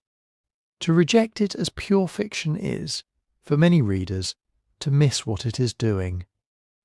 It is creating a template, a way to imagine that the most dangerous compressed teachings about Ein Sof, Sefirot, and shattered worlds were released into the world at a single, luminous moment by a man who could only speak them as he crossed out of this one. That image of a dying sage wrapped in fire, rejoining the infinite he mapped, cements the Zohar's mythic authority. It says, "These pages are not commentary from below. They are the echo of a voice departing upward, carrying with it the memory of how worlds are made and unmade." And that mythic frame sets the stage for the doctrines that follow in the book. Because once you have watched a master die in light, you are ready to be told that light itself once broke, that the vessels meant to contain it shattered, that before this world others rose and fell in that brightness, unable to hold what was poured into them. Centuries after the Zohar's stories of Bar Yochai were first whispered in Castile, another figure sits in another Galilean town and quietly rewires the whole picture. Safed, late 16th century. The Ottoman Empire rules the region. Jewish refugees from Spain and Portugal have streamed east after the expulsions of 1492 and 1497. The hills above the Kinneret are full of weavers, dyers, rabbis, wandering mystics, trying to make sense of exile that feels total. Among them is Isaac Luria, the Ari. Historically, he spends only a couple of years actually in Sofed before his death in 1572. He writes very little. Most of what we call Lurianic Kabbalah comes from his student, Chaim Vital, taking notes, reconstructing conversations, systematizing teachings after the fact. But within those teachings, the old rabbinic line from Genesis Rabbah and the Zohar's strange reading of the kings of Edom are both suddenly pulled into sharp focus. Remember that midrash, God built worlds and destroyed them, until turning and saying, "These do not please me, these do please me," and remember how the Zohar took a dry genealogical list in Genesis. These are the kings who reigned in Edom before any king reigned over the children of Israel, and turned it into a code. Kings who reigned and died as hints of earlier, unstable configurations of the Sefirot. Worlds that could not last. Luria doesn't discard that material. He turns it into physics. In his telling, before there can be any worlds, before any kings of Edom can reign and die, there is only Ein Sof, the limitless, undifferentiated divine. But instead of jumping straight from Ein Sof into a neat tree of 10 Sefirot, he inserts a crisis. First, he says, Ein Sof performs Tzimtzum, a contraction, a kind of self-withdrawal, making an apparent space within which something other than infinity can appear. Into that space a line of divine light flows. To make that light usable, shapeable, it cannot just diffuse everywhere. It has to be received, structured. So there are Ha-Kelim, vessels, aligned with the Sefirot. Each one is a channel, a container, a way for pure, boundless light to be stepped down into qualities we can later recognize as wisdom, love, judgment, beauty, endurance. But in Luria's story, something goes wrong at the beginning. The first vessels are too rigid. They are configured in a state he calls primordial kingship, echoing Edom's kings. Each stands alone, severe, unyielding, without the softening, reciprocal balance the mature Sefirot have when they interact and share. The light pours in anyway. It doesn't dim itself. It doesn't wait for the vessels to grow up. And so, one after another, those first Kelim crack. They cannot hold the intensity that enters them. The structure is wrong. The light is not. The result is not tidy destruction, like a pot smashed and swept away. It is shattering. Fragments of the broken vessels fly outward, shards of form, law, limitation. At the same time, sparks of the divine light that had filled them become embedded in those shards, scattered throughout the newly unfolding realms. This is Shevirat Ha-Kelim, the shattering of the vessels. It is Luria's way of taking the midrashic worlds that were built and destroyed and the Zohar's dying kings, and saying, this is not just a story about God changing his mind. This is an event in the inner life of divinity itself. It reaches back behind Genesis. The before our world of Genesis Rabbah is no longer a vague series of failed prototypes. It becomes a specific catastrophe in the very attempt to channel infinite light into finite form. And notice the choice of imagery. He does not speak of worlds evaporating, or of God erasing blueprints and sketching new ones. He speaks of containers breaking while the content remains too intense to be reduced. Shattering, not simple destruction, is the center of the picture for a reason. Because shattered things leave pieces. If God had merely destroyed those earlier worlds in the sense of wiping them out, nothing of them would remain. Our universe would sit after a clean break. The past would be gone. But in Luria's language, the universe we inhabit is built among wreckage. Every level of reality, from the highest spiritual realm down into the coarsest material, is littered with shards of those first vessels. Trapped within them, almost like embers in cooling glass, are sparks of the original light. Destruction closes, shattering complicates. Destruction implies that what failed has been removed. Shattering means the failure is still here, underfoot, inside things in us. That nuance changes the whole spiritual map. It means that when the Zohar spoke of kings of Edom who reigned and died, it wasn't just encoding a distant metaphysical drama. It was pointing, in embryonic form, to a fracture that still structures experience. It means that the line in Genesis Rabbah, he built worlds and destroyed them, can be reread as, he poured himself into structures that could not bear him, and their breaking left a cosmos stitched with memory. And it means that this world, the one the rabbis called pleasing, is not simply better designed. It is haunted. Luria's safed students hear this doctrine in small study rooms overlooking the hills. They live under foreign rule, remembering Iberian homes they can no longer return to. For them, a theology where reality itself is a shattered exile, where holiness is scattered among fragments, resonates with their daily lives in a way the abstract diagrams of earlier Kabbalah never quite did. The image of Shevirat Ha-Kelim lets them say, exile is not an accident of politics. It is written into being. The brokenness you see in history, in communities, even in your own impulses, is not foreign to God. It is the visible trace of that first inner catastrophe when divine light overflowed its early containers. Later, Luria's system will unfold into detailed accounts of how many vessels broke, which Sefirot were affected, how the Shards descend into particular realms. His disciples will chart maps of worlds upon worlds, Akudim, Nekudim, Berudim, Atzilut, Beriah. They will argue over diagrams, refine the sequence, give names to almost every stage of the break. But the core remains simple and unsettling. Before this world, there were other configurations of divine order. They failed not because the light was flawed, but because the forms were too hard to flex with it. They did not just vanish, they shattered and stayed as debris. And in that debris, the light they once held is still glowing, waiting. Tzimtzum is the move that makes that catastrophe possible in the first place. Without it, there is nowhere for vessels to stand, nowhere for kings of Edom to reign and die, nowhere for worlds to be built or broken. Luria starts even earlier than the Shattering. He asks a question that sounds almost childlike, and that's why it cuts so deep. If God is truly infinite, filling all, lacking nothing, then where exactly does anything that is not God get to exist?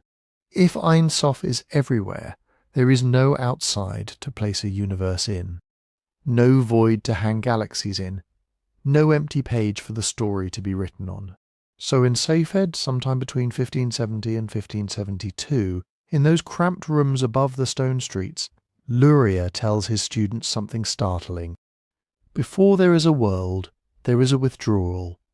Ein Sof, he says, contracts itself from a kind of central point. Not in space, because this is before space. Not in time, because this is before time. But the metaphor is spatial, because our minds need it.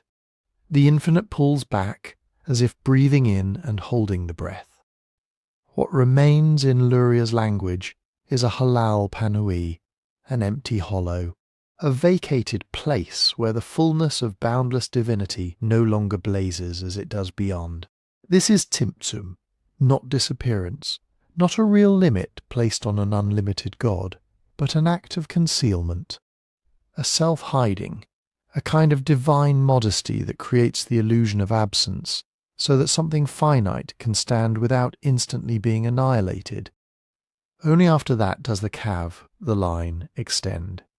A measured ray of light enters the hollow, winding down through level after level. It is the same light that will eventually overflow the early vessels and break them. But notice the sequence. First the contraction, then the line, then the Kelim, then the Shattering. Creation for Luria is built on an earlier, quieter crisis, God making room. That one move reframes the whole problem of worlds that were built and destroyed. In the Midrash, God tries one world after another until finally arriving at one that pleases him. In the Zohar, primordial worlds of Edom collapse, because their Sephirotic structures are unstable. In Safed with Tzimtzum, both of those images become aspects of something more radical. The very possibility of there being otherness at all, of there being anything that can fail, depends on a divine willingness to step back. If Ein Sof never withdraws, there is no stage on which tragedy can unfold, but there is also no stage on which love, choice, repair, or joy can exist either. Only undifferentiated radiance. Tzimtzum says, to have a world, God must, in some sense, tolerate his own hiddenness. For the people listening to this in the 16th century, that idea doesn't land as an abstract paradox. It lands inside a specific, painful history. They are living after expulsions, massacres, forced conversions. They are praying in a small Ottoman hill town instead of in the great synagogues of Toledo and Lisbon. They know what absence feels like. They walk past cemeteries filled with those who didn't make it out. In that setting, Luria's Tzimtzum sounds less like a philosophical puzzle and more like an explanation of their lives. Why does God feel so far away? Because distance is the precondition for anything to exist at all. Why can worlds be shattered and not simply erased? Because once the infinite has made space for finitude, it must allow the consequences to play out inside that space. Broken vessels, scattered sparks, shards embedded in matter, all of that unfolds within the hollow that Tzimtzum opened. And why doesn't God simply flood the hollow again, sweep away the wreckage, and start over? Because that would cancel the entire experiment. A full return of revealed infinity would dissolve the distinctness of everything it touches. The same light that overfilled the first vessels would, if unleashed without measure, erase the possibility of separate beings, separate histories, separate responsibilities. In that sense, Tzimtzum is not just the first move. It is an ongoing condition. Reality persists because God continues not to show himself fully.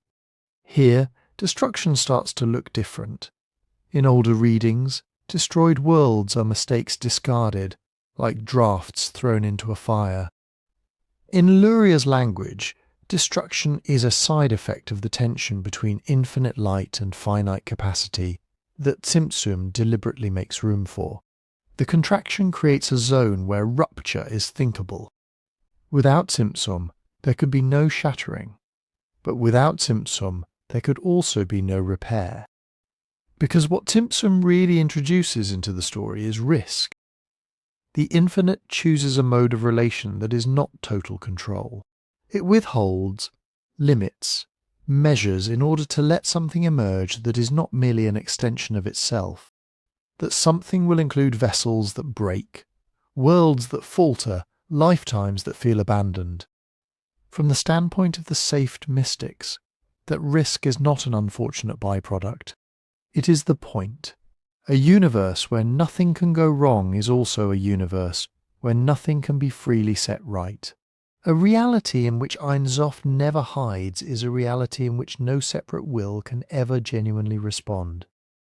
Tzimtzum, then, is the cosmic yes to human agency. It is the inner theological ground for the Zohar's more cryptic suggestion that God built worlds and destroyed them. The building and the breaking are no longer arbitrary. They are phases in a larger process that begins with the infinite daring to step back. That is why Luria's teaching saturates Seifert so quickly after his death. His student, Hayim Vital, copies and recopies the diagrams and narratives, smuggling notebooks between circles of initiates, refining the language. Other mystics in the town, Moses Cordovero's remaining disciples, wandering ascetics, merchants who study at night, start rereading the Zohar through the lens of Tzimtzum. Where earlier Kabbalists saw emanations streaming in straight lines from Ein Sof into the Sefirot, Safed's readers now pause at the first movement. They imagine the infinite pulling inwards, creating an apparent vacuum, then cautiously sending a thread of light back into the emptiness. Once you accept that as the starting point, destruction can never again mean simple negation. It means the cost of having a world at all. It means that every collapse, every reign and die of a king of Edom is occurring inside a space God carved out by diminishing his overt presence. The very fact that something can fall is proof that Tzimtzum is still being honoured. That is a hard comfort. It doesn't remove suffering. It doesn't turn exile into an illusion, it says instead. The absence you feel is not evidence that God has abandoned the story. It is the very canvas on which the story is painted.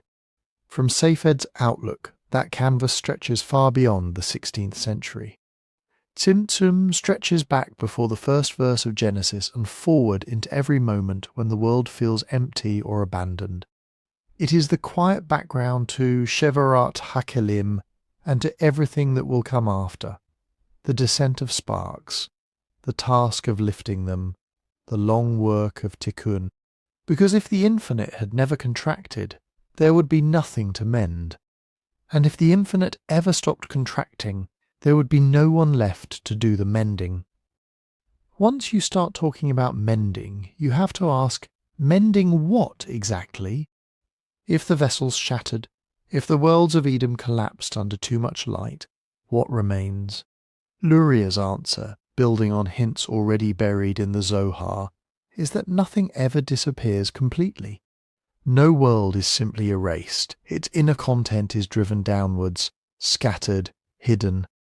The light that overflowed the early vessels doesn't go back where it came from. It fragments, some of it reascends. But a great deal of it, Luria says, falls with the shards. It becomes nitzotzot, sparks.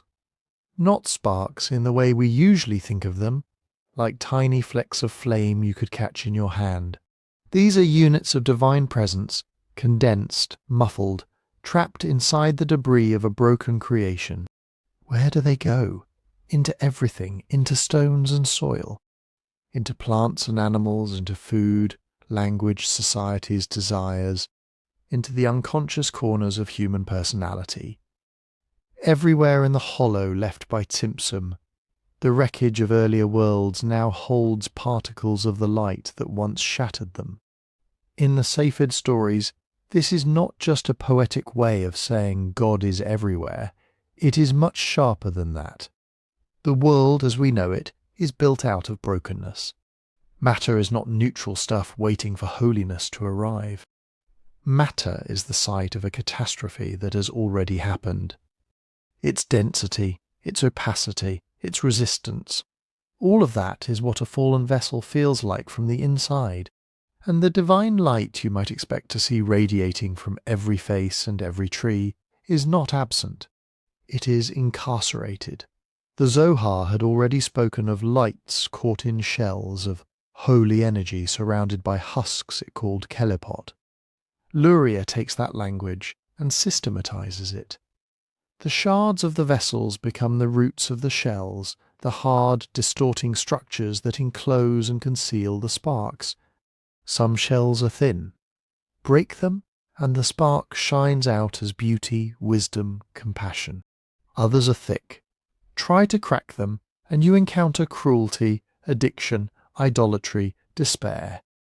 Those two in this telling are misdirected expressions of something that began as light. This is where the doctrine turns. If the story ended here, with a universe filled with imprisoned radiance, it would be unbearable. But Luria insists that the shattering is only half the plot. The other half is Tikkun. Tikkun literally means repair, or restoration. In earlier rabbinic usage, Tikkun Olam referred to pragmatic legal measures taken for the sake of the order of the world, tweaks in civil law so society could function. In Sefirot, under the pressure of exile and Lurianic myth, the phrase is stretched to cosmic scale. Now Tikkun Olam is not just about fixing court systems or smoothing social frictions. It is about undoing, bit by bit, the very damage left by Shevirat Ha-Kelim. How? Not by another act of divine unilateral power, and not by replaying the primordial attempt to build perfect vessels from above. The repair, Luria says, requires human participation from within the broken system itself. Every mitzvah, every ethical choice, every sincere prayer, every moment of attention becomes, in this vision, a tool for spark work. When you bless over food with real intention, you are not performing a polite religious gesture. You are disentangling divine vitality from the husk of mere appetite and returning it to its source. When you give charity in a secret alley in Safed, a few coins pressed quietly into the hand of someone hungry, you are not just redistributing wealth. You are lifting a spark that had sunk into fear and humiliation, letting it rise through generosity and dignity. When a group sits in a courtyard at midnight to recite Tikkun Chatzot, mourning the destruction of the temple and the exile of the Shekinah, they are not only remembering the past, they are, in Luria's reading, aligning their grief with the cosmic rupture, opening a channel for scattered light to assemble. The world is not a neutral backdrop against which good and evil play out. It is an active field of recovery, and humans are not bystanders or victims of a story in which God builds worlds and destroys them. They are drafted into the cleanup. That is what gives the destroyed world's myth its spiritual weight in Sefirot. If you read Genesis Rabbah's God built worlds and destroyed them as a report about distant failed experiments, it can feel chilling or abstract. Interesting theologically, but far away from the life of a weaver in Sifat, or a refugee from Portugal trying to start again in the Galilee hills. With Luria's sparks, the failures move inside everything. Those earlier worlds are not gone. They are compacted into the ethical and psychological texture of daily life. Every time someone lashes out in anger or cheats or turns away from another's pain, Safid's mystics see the kelepot tightening. The husks feed on misdirected energy, growing heavier around the sparks. Every time someone restrains anger, tells the truth when lying would be easier, shows kindness when no one is watching, they see a tiny act of Tikkun, a crack in the shell, a point of light set free. This doesn't make suffering disappear. On the contrary, it insists that suffering and injustice are structurally built into the post-shattering world, but not as meaningless accidents. They are symptoms of a deeper misalignment that can, in principle, be addressed. So Worlds Destroyed stops being the last line of the story. It becomes the background condition that makes human action significant at all. If nothing had broken, if the first vessels had held, there would be no scattered sparks for anyone to raise, no shells to penetrate, no stage on which courage, empathy, or responsibility could be anything more than pre-programmed effects. Tzimtzum introduces risk. Shevirat makes the risk visible. Tikkun turns that risk into vocation. For the circles in Safed reading these ideas in the late 16th century, this was more than abstract consolation. It meant their losses, the expulsion from Spain, the ruined communities, the long walks over mountains to reach the Ottoman Empire were not just historical misfortunes. They were part of a pattern in which breakdown is always paired with an invitation to repair. Every exile in that frame is an opportunity to carry sparks into new places. Every destroyed world, whether a temple burned in 70 CE or a Jewish neighborhood emptied in 1492, leaves behind not just ashes, but work. Work that only beings living inside the shards can do. That is why the myth of shattered vessels and scattered sparks could take a midrash about God scrapping earlier creations and transform it into a program for spiritual life. The Zohar's enigmatic kings of Edom, the collapsed structures of pre-Genesis, stop being curiosities on a mystical family tree. They become the reason that what you do in a small room at dusk, whispering words you barely understand, could matter beyond anything you can see. From here, the story of the Zohar itself changes. Once sparks and tikkun are on the table, the question is no longer just what the book says about God's past experiments.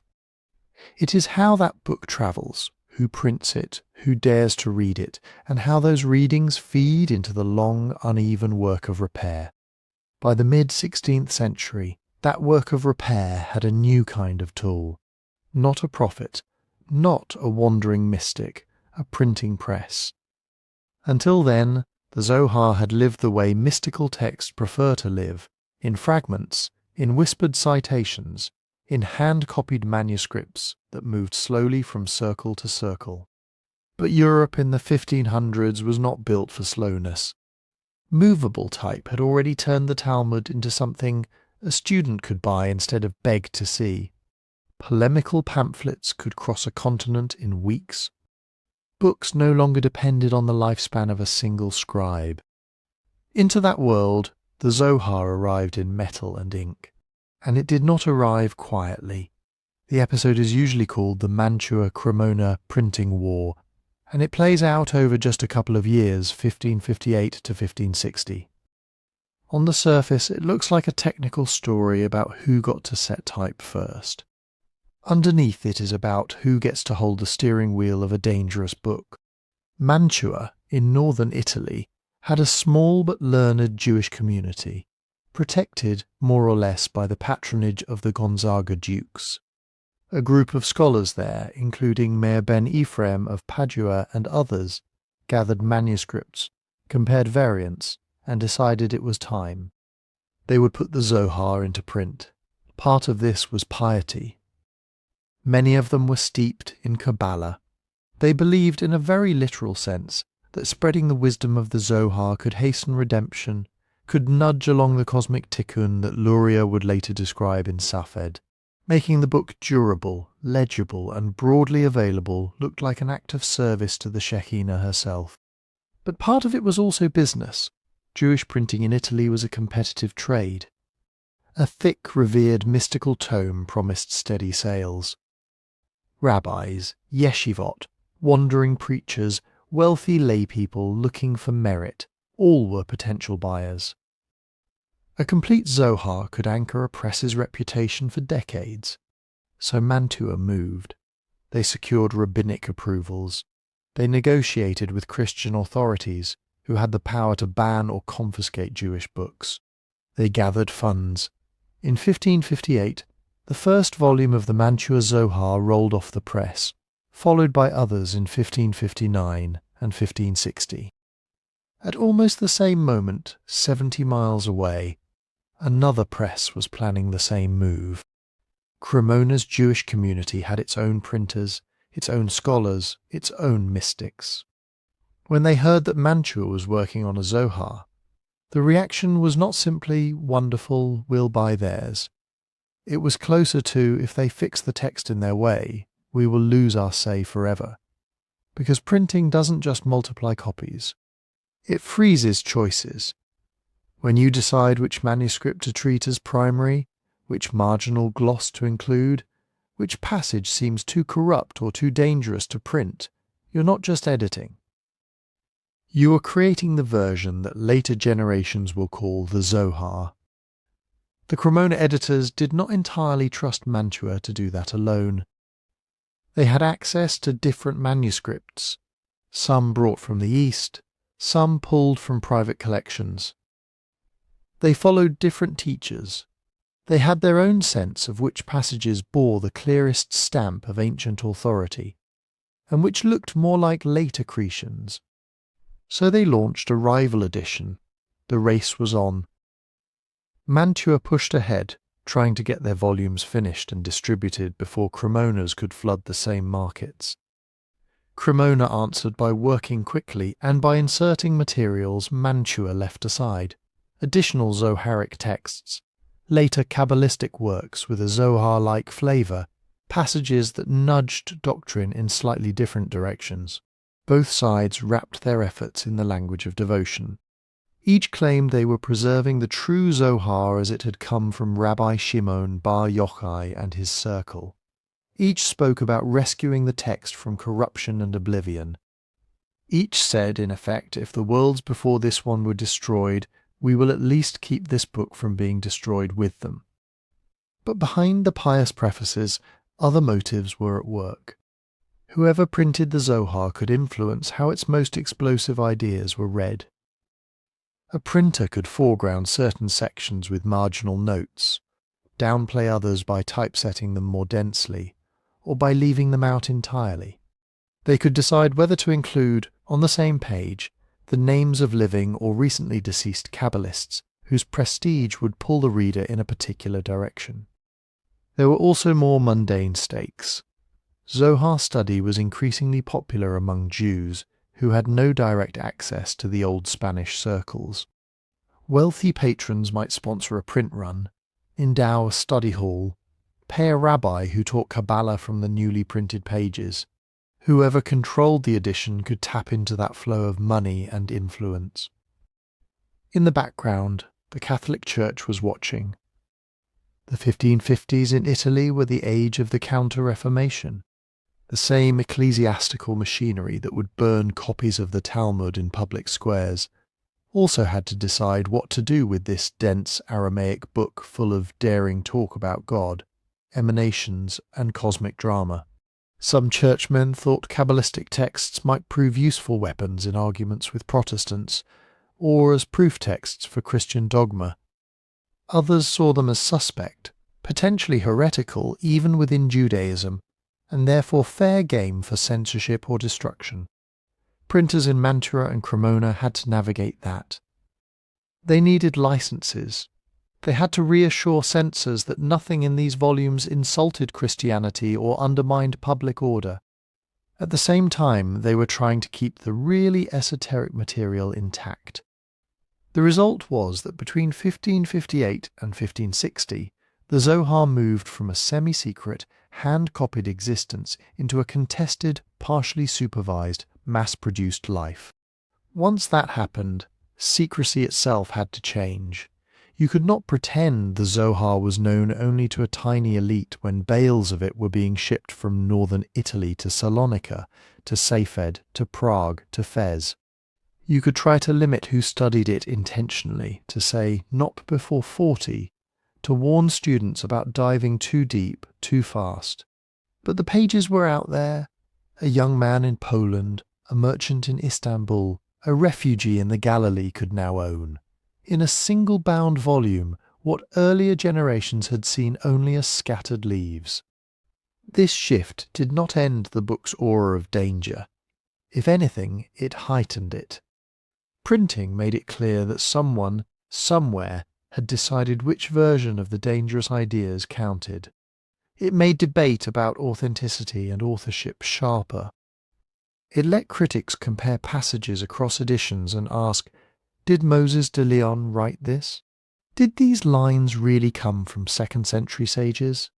Or are we looking at a late medieval imagination pressed into the mask of antiquity? But it also did something Lurianic Kabbalah would later recognize instantly. It scattered sparks, typeset words replacing fading ink, identical pages in Mantua, Cremona, Safed, and Amsterdam. A myth about destroyed worlds and shattered vessels now mirrored in the book's own history, broken into variants, fused into new wholes, carried by exiles and traders into places its first redactors could never have imagined. After 1560, no single city, no single school, could claim sole custody of the Zohar. The work's destiny had been outsourced to the wider Jewish world. And that meant that the next chapter of its life would not be written only in Aramaic commentaries, but in Latin translations, missionary tracts, philosophical treatises, and fierce arguments about what this strange, radiant, unnerving book was actually saying. Those arguments began in an unexpected place, not in Safed, not in Fez, not even in Prague. In the study rooms of Christian humanists who, for the first time, could buy their own copies of the Zohar in Italian bookshops. For a certain kind of Renaissance scholar, this was electric. They were already convinced that all truth was one, that Plato, Moses, Hermes Trismegistus, and the Sibyls were all, in their own ways, echoes of the same divine wisdom. They called it Prisca Theologia, the ancient theology, a single revelation refracted through many cultures. So when they heard whispers that Jews possessed a secret book older than the Talmud, a mystical commentary on Genesis itself, full of hidden names of God and strange talk about divine emanations, they drew a very quick conclusion. This, they thought, must be the missing bridge between Moses and Christ. In late 15th century Florence, Giovanni Pico della Mirandola began collecting Hebrew manuscripts and hiring Jewish teachers.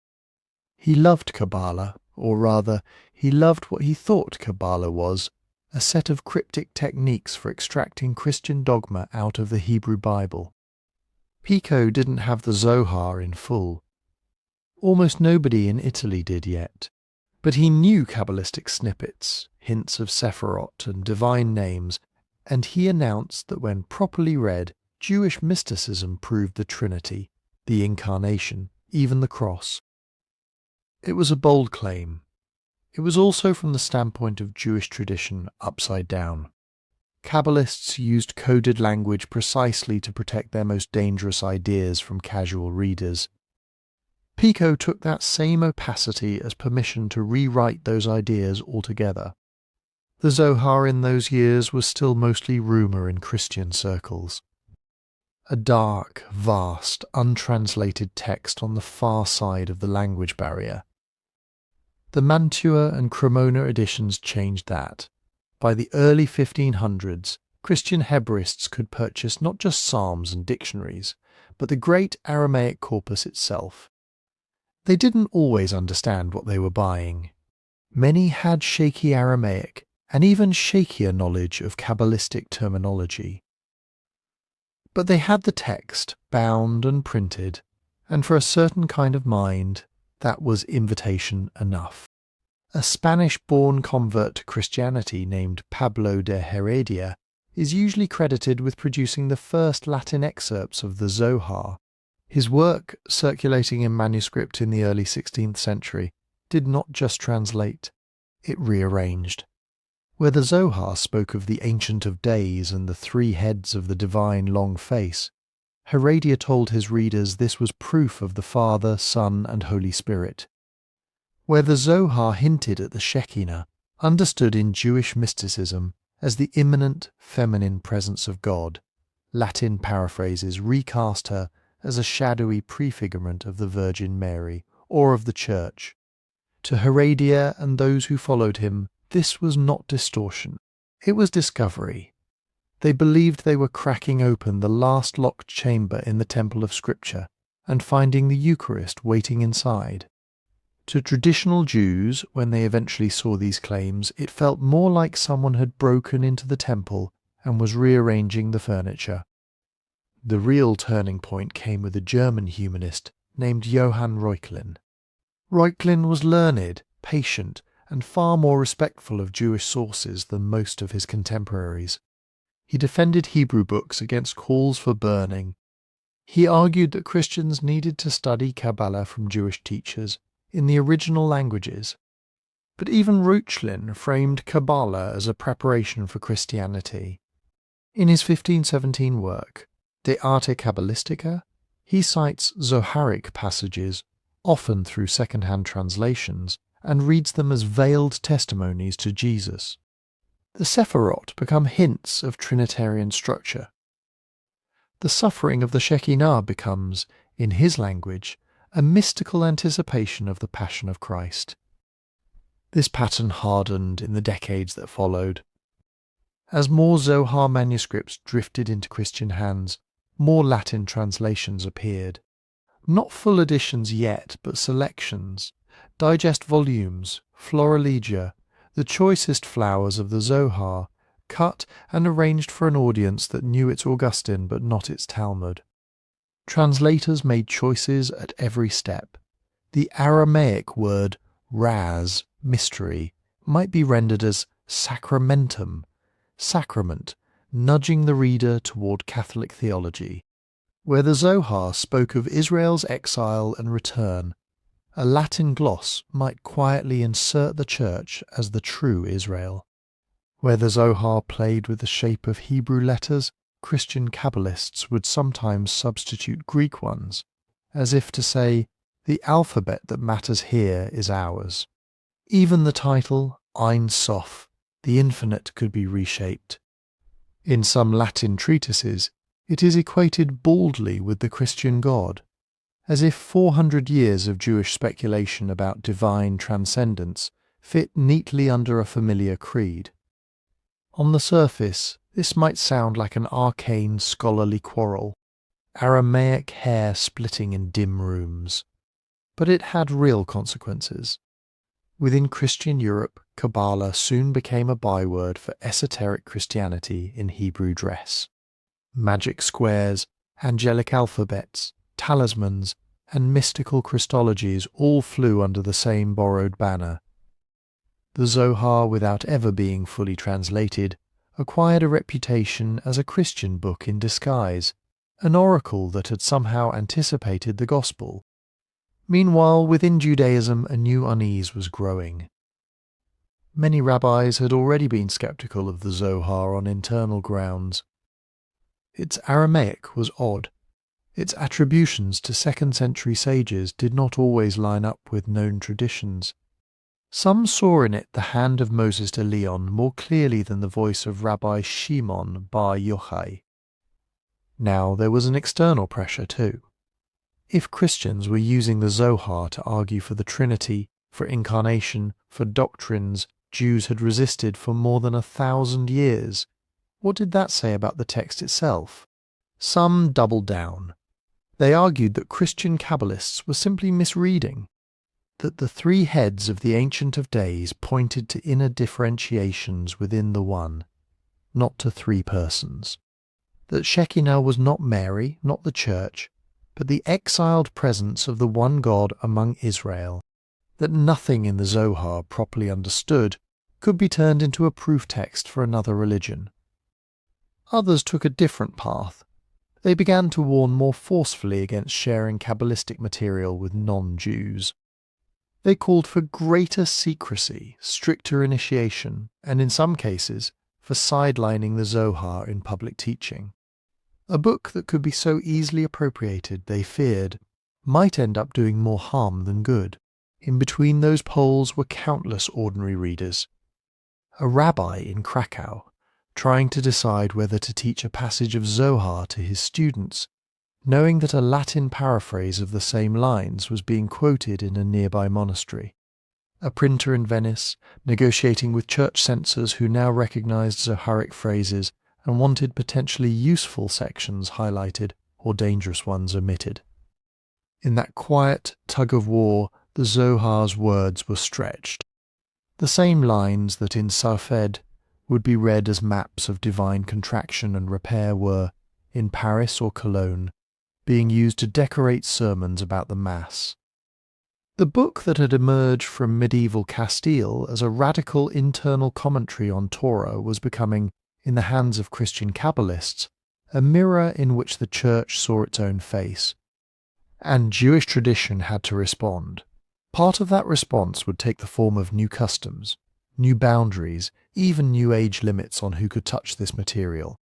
Part of it would take the form of a quiet insistence that not every translation is a bridge, and not every borrowed word carries its original soul.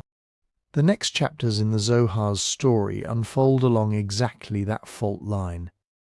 Not before 40. For centuries, that phrase sat like a quiet border stone in the landscape of Jewish learning. Not a law in the Torah, not one of the 613 commandments. More like a piece of communal wisdom, repeated in study halls from Fez to Salonika to Vilna.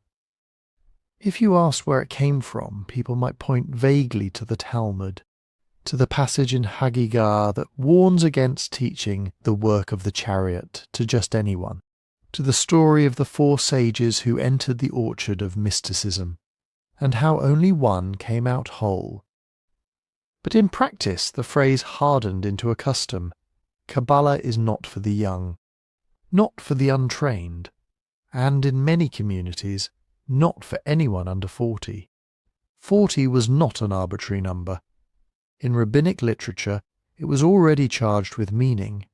40 days of rain at the flood, 40 years in the wilderness, 40 seah of water in a mikveh, a ritual bath. The Talmud even says that a person does not fully grasp the teachings of a master until 40 years have passed. So when early modern rabbis looked at the Zohar and the rapidly expanding forests of Kabbalistic commentary, they reached for a number that already meant ripeness, seasoning, endurance. Better, they thought, that only someone who has lived through a few cycles of joy and grief, a few deaths, a few disappointments, should be handed a book that speaks casually about worlds shattering, divine realms in exile, God withdrawing himself to make room for creation. Behind that caution were very specific fears. One was psychological. The Zohar does not talk about God in simple, comforting terms. It offers a layered, dynamic picture. Ein Sof and emanations, masculine and feminine aspects, Sephirah clashing with Sephirah, cosmic systems breaking and being repaired. Read without preparation, that material can feel like a demolition of the simple faith taught in childhood.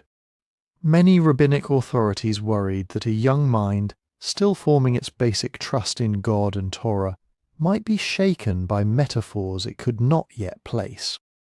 Imagine, they said, a beginner opening a page and hearing that God is not in any form, that his will and wisdom are distinct emanations, that prayer changes the inner life of the divine. Without years of halakhic grounding, without a steady rhythm of daily practice to hold on to, such teachings might lead not to awe, but to confusion, anxiety, even religious collapse. Another fear was more practical. Kabbalah gives language to spiritual power, names of God, angelic orders, ideas about how human actions ripple through the upper worlds. In the hands of a mature, disciplined practitioner, that language can become a way of intensifying prayer, of seeing commandments as threads in a vast tapestry. In the hands of someone less grounded, it can become a shortcut. Why study Talmud page after page?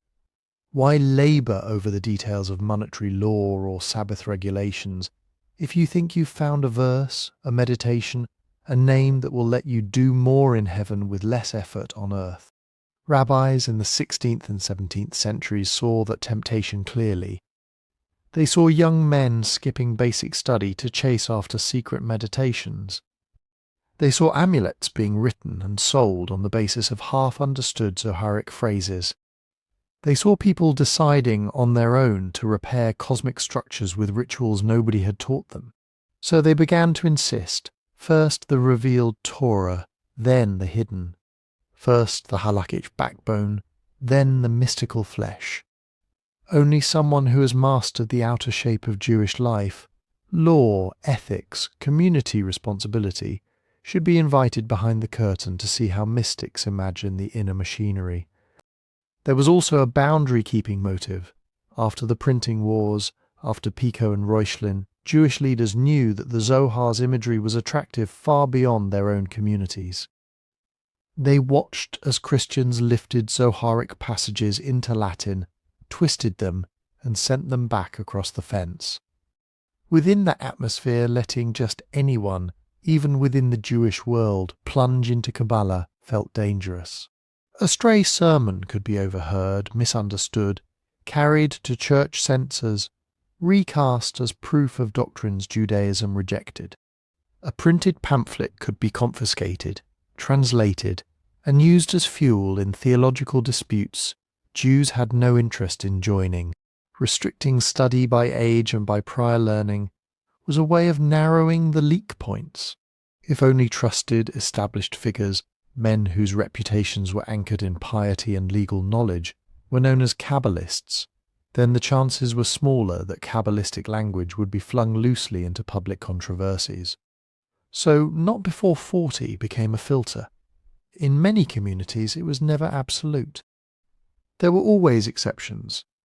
Gifted students who, at 25 or 30, were quietly given access to a teacher's Kabbalistic notebooks. Mystical circles in places like Seift, where age mattered less than intensity and trust.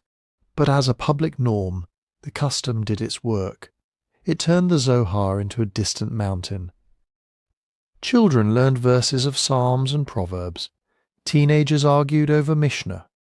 Young adults wrestled with Rambam and Rashi, somewhere off in the haze of middle age. Beyond the responsibilities of marriage and work and communal leadership, there loomed the rumour of another Torah, a deeper layer, a book that elders whispered over at midnight. The result was a mystique that stretched across generations. People might never see an open Zohar until they were already grandfathers. They might only know its voice from lines quoted in sermons, or from the cadence of Lecha Dodi on Friday night, a hymn written in Sefed by men who had drunk deeply from its pages. Even that distance gave the text power. A book that is hard to get, that is fenced off by custom and by age, acquires a certain gravity. It feels like a destination, a reward, a test of seriousness. By the time someone did sit down at 40 or 50 to sound out its Aramaic, they carried with them not just the words on the page, but decades of rumour and longing. The custom also kept the Zohar tethered to lived experience. A reader who had buried parents, seen children born, navigated debts and illnesses and communal quarrels, would hear its talk of exile and repair differently than a teenager. When the Zohar speaks of Shekhinah, wandering, of the divine presence in chains, a 20-year-old might find the language poetic. A 40-year-old who has watched empires shift, tax edicts arrive, neighbours disappear, might feel the line blur between cosmic exile and historical suffering. That was, in many rabbinic eyes, the right order. Life first. Then mysticism. You learn how fragile a world is, how easily one person's anger can shatter a family or a community. Only then do you hear, with the right kind of trembling, that, according to the Zohar, human actions can also fracture or heal something in the divine. Over time, not before 40 would itself be questioned, softened, reinterpreted. New movements would argue that the Zohar's teachings were needed precisely by the broken and the young. But for a long stretch of Jewish history, that age line held. It wrapped the Zohar in a cloak of lateness, of maturity, of slow approach. It's part of why, even now, the book feels less like a text you pick up on a whim, and more like a door you reach only after walking a long road. The next phase of that road would begin not in the academies of Christian humanists, and not in the cautious responser of European rabbis, but in a small circle of mystics looking out over the hills of Galilee, convinced that the Zohar was not just dangerous, but necessary. Safed in the 16th century was not a quiet place. On paper, it was a hill town in the Ottoman province of Galilee. In reality, it was a pressure chamber where exiles, dreams and texts were being compressed into something new. Many of the Jews who came there had fled Iberia. They carried with them memories of forced conversions, inquisitorial trials, and midnight departures. They also carried manuscripts, copies of the Zohar, commentaries, fragments of older mystical works. In Sefed, those pages stopped being distant mountains reserved for after 40 and started to become daily weather. You can trace this shift through specific people. Moses Cordovero, known as the Ramak, arrived in Safed as a young man and died there in 1570. He sat with the Zohar as if it were a vast, disorganized library that needed cataloguing. Page by page, he tried to systematize its teachings to show how all the scattered images of Sefirot, Partsufim, worlds and emanations could be read as a single coherent theology. His great work, Pardes Rimonim, is basically a map of the Zoharic universe, written so that other people could walk it without getting lost. Under his pen, the Zohar becomes not just a poem, but a curriculum. Then came Isaac Luria, the Ari, who reached Safed in the late 1560s. Where Cordovero organized, Luria exploded. He took hints and half-sentences from the Zohar and read them as a coded account of cosmic catastrophe. Divine light too intense for its vessels, shattering, sparks falling into the depths. The Safed community watched as he wove the Zohar's earlier language of exile into a new, total story of creation, crisis, and repair. For Luria, the Zohar wasn't just describing metaphysical scenery. It was issuing assignments. Every blessing, every Sabbath candle, every act of kindness could lift sparks from the shards of broken worlds. The mystic was no longer a spectator contemplating intricate emanations. He was a worker, a repairer, a participant in Tikkun with every breath. Around these figures formed small circles of students, men like Haim Vital, Shmuel de Useida, Elazar Zikri. They copied Luria's teachings, filtered them, argued about what he had really meant. They also did something crucial for the Zohar's future. They attached it to stories. Stories of the Ari sensing souls in strangers, stories of Cordovero seeing pillars of fire over certain graves, stories of men pacing the lanes of Safed at midnight, reciting Tikkun Chatzot, the midnight lament, drawn from Zoharic passages about the Shekhinah weeping in exile. From that moment on, the Zohar was no longer just a text. It was a way of walking through a city, of timing your prayers, of feeling history. When Sefed declined, plague, earthquakes, economic shifts, and its great mystics died or dispersed, their students and books travelled. Some went to Damascus, some to Egypt, some to Istanbul and Salonika. Over the next century, printed editions of Lurianic writings began to circulate. Etz Hayim, Pre-Etz Hayim, Sha'ar HaKavanot. These works did not replace the Zohar. They sat on top of it, like lenses. By the 18th century, when a child was born in a Polish or Ukrainian shtetl, Sefed was long past its golden age. But the spiritual climate it created had seeped deep into the groundwater. That is the world into which Israel ben Eliezer, later called the Baal Shem Tov, was born around 1700. He lived among villagers who might never have seen a handwritten Zohar, but who sang Sabbath hymns composed in Sefed, who told stories about Lurianic Tikkun, who fasted on certain days because a Kabbalist in the Galilee had once said they mattered. The Baal Shem Tov did something quietly radical. He took the Zohar's themes, divine immanence, sparks in every corner of reality, the value of intention, and brought them down from the heights of yeshiva study into the texture of ordinary life. In Hasidic tales, a wagon driver who recites a simple prayer with sincerity can move worlds. A tune, hummed by an illiterate Jew, can sweeten harsh decrees.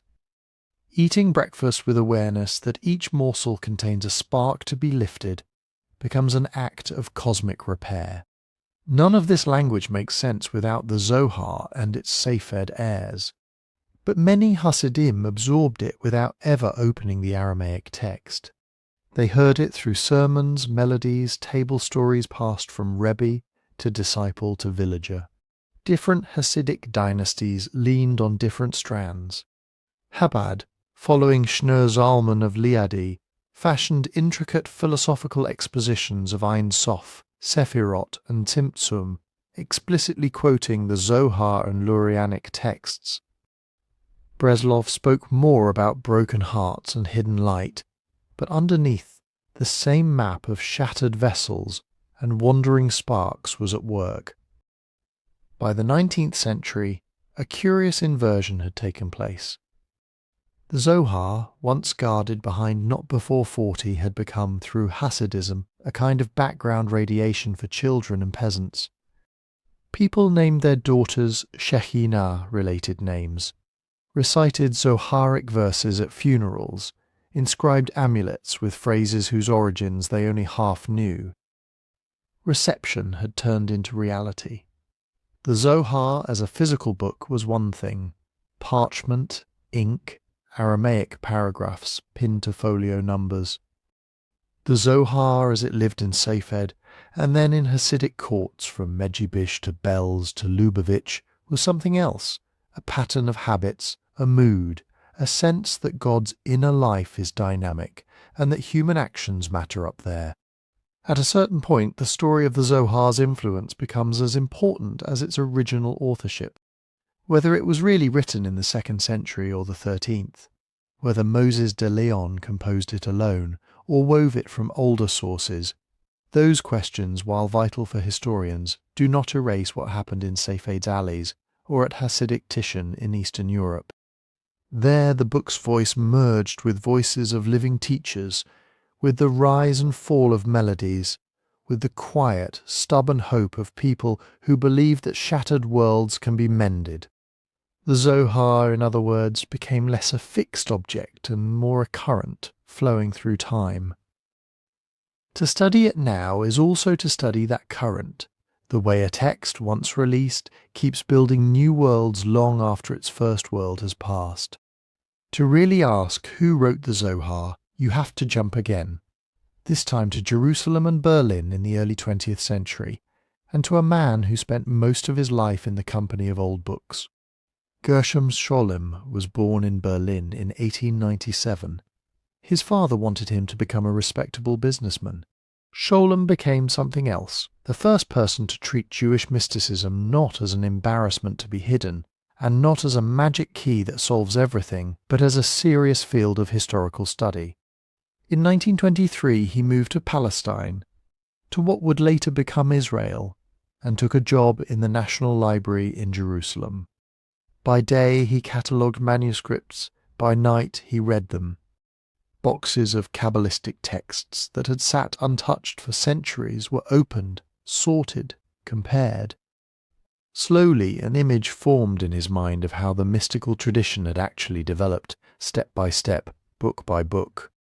The Zohar sat at the centre of that image, like a black hole. Traditional stories said it was the secret teaching of Rabbi Shimon bar Yochai, dictated in the 2nd century and hidden in caves until it emerged in 13th century Castile. Scholem, trained as a philologist and historian, started from a different place, the language on the page. He noticed that the Zohar's Aramaic was odd. It wasn't the Aramaic of the Talmud or the Aramaic of 2nd century inscriptions. It had Spanish-style turns of phrase, Hebrew words that only started being used in the Middle Ages, even occasional slips into medieval Spanish vocabulary. It sounded, in his ears, less like a sage of the Roman Empire, and more like a 13th century Castilian rabbi doing his best to sound ancient. Then he looked at the ideas. The Zohar's way of talking about Sefirot, about exile and redemption, about the inner life of the divine, matched patterns he found in clearly datable works from Provence and Spain in the 12th and 13th centuries. Its midrashic readings leaned on texts that clearly post-dated the 2nd century. Its halakhic assumptions lined up with medieval, not Tannaitic practice. Put together, these clues led Scholem to a bold conclusion. He argued that the Zohar was, in its main body, a 13th century composition, produced in Castile, and that the person most responsible for it was Moses de Leon, not invented from nothing, but woven. Scholem imagined de Leon sitting amid piles of older mystical writings, Ha-Kelim texts, Sefer Yetzirah commentaries, early Kabbalistic treatises from Gershom. Out of these he built something new, a pseudo-ancient Aramaic midrash that wrapped contemporary Kabbalistic ideas in the authority of an earlier age.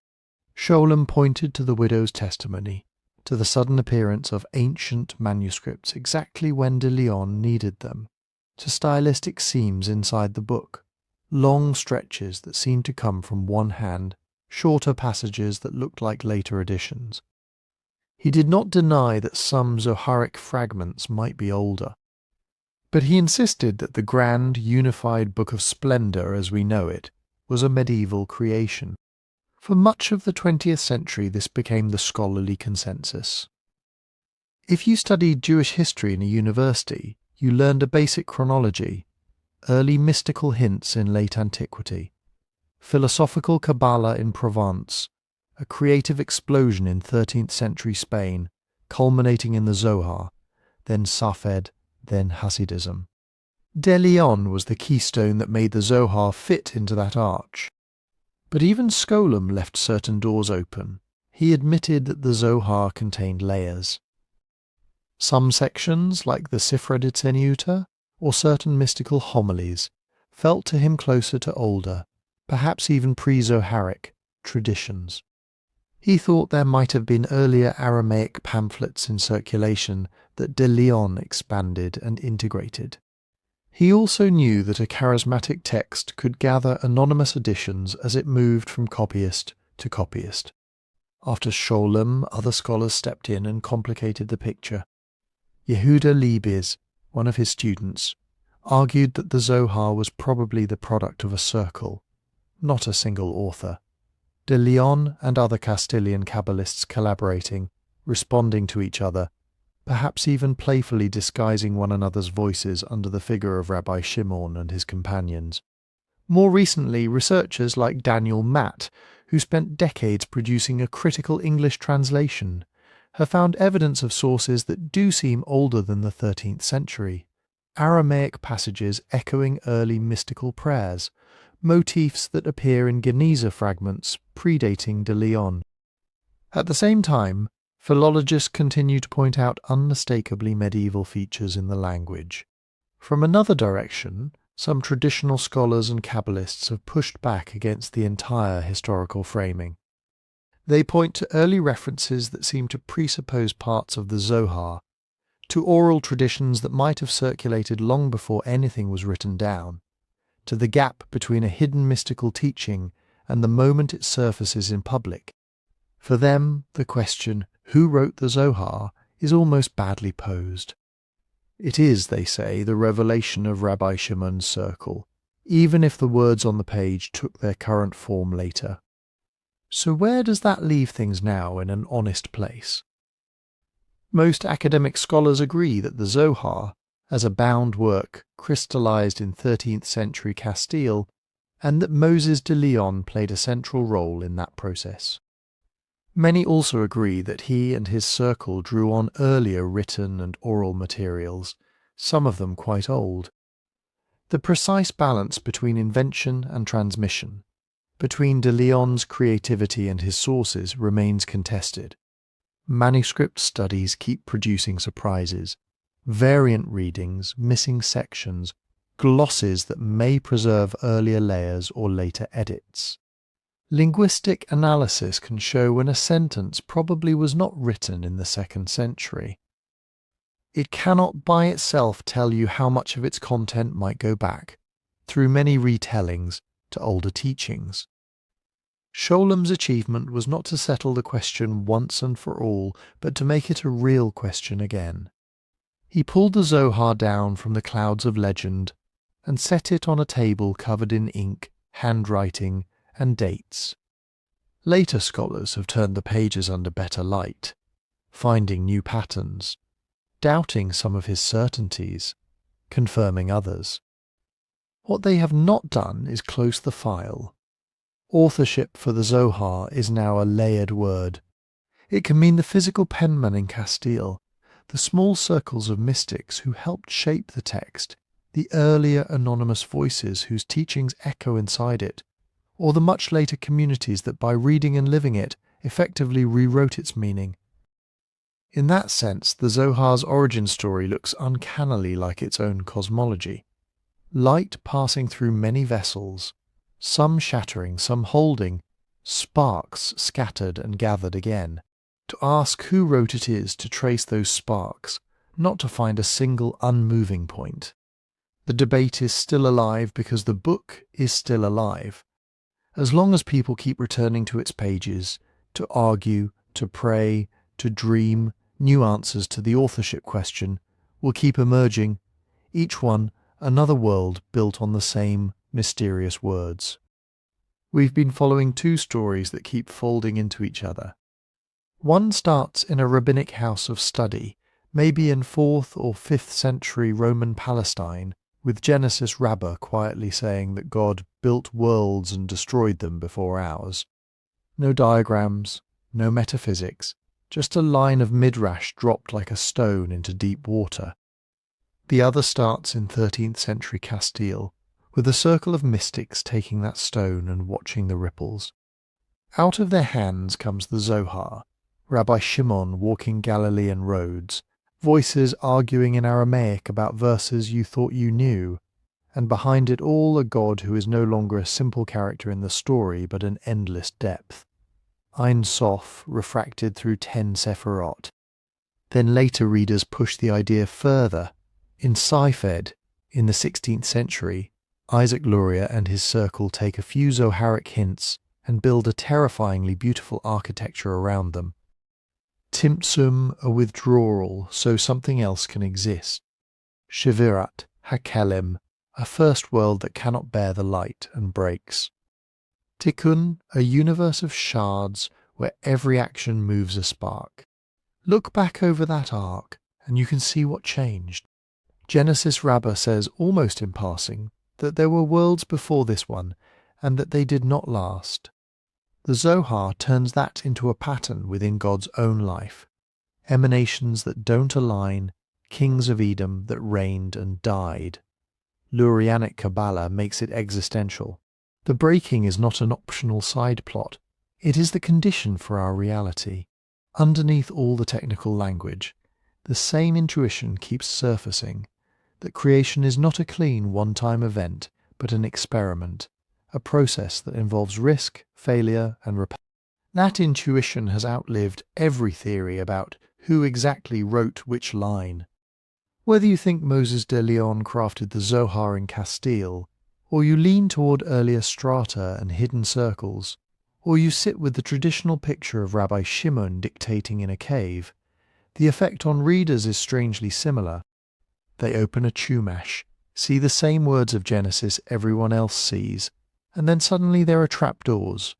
Let there be light is not just about the sun and stars. It is about an overflowing of divine energy that may or may not find vessels strong enough to hold it. These are the kings who reigned in Edom is not just genealogy. It is a map of worlds that rose, fractured, and slipped from view. The worlds, in other words, are inside the words. That's part of why the Zohar stays so unsettling and so magnetic. The more you historicize it, shelves in Toledo, printing wars in Mantua and Cremona, debates in Berlin, the more it keeps slipping back into being what it was for its earliest readers, a script for seeing the ordinary text of the Bible as the surface of something bottomless. You don't have to believe every cosmological detail to feel what that does. A God who can build and destroy worlds before ours is also a God who can survive catastrophe. A cosmos that begins with a shattering is also a cosmos where brokenness is not the end of the story. A tradition that lets its own key book be questioned, redated, reinterpreted, and still call it holy is a tradition that has built repair into its DNA. And somewhere in that tangle of authors and commentaries and mystical diagrams, people keep finding a mirror. They read about scattered sparks and see their own scattered intentions. They read about vessels that crack under too much light and recognize the moments when their own lives have done the same. At that point, the question, did God build worlds before this one, stops being only about astronomy or metaphysics. It becomes a way of asking whether any failure, personal, historical, cosmic, is final, or whether every collapse is already the prehistory of some new attempt. Zohar never answers that in a single clean sentence. It offers stories, hints, worlds within the word, and leaves you to walk between them. If you've stayed with this journey all the way here, linger with that for a bit. And if this kind of slow dive into strange old texts is something you want more of, let the algorithm know. Tap like, leave a comment, and subscribe so you don't miss what comes next. If you feel like sharing, tell us where in the world you're listening from. It's always grounding to see these dispersed sparks of attention on a map. And if you prefer to fall asleep to this kind of thing with your phone screen off, there's a link in the description to the audio-only version on Spotify. However you're listening, and wherever you are, in your own story of breaking and repair, thanks for walking through these worlds with me, one word at a time.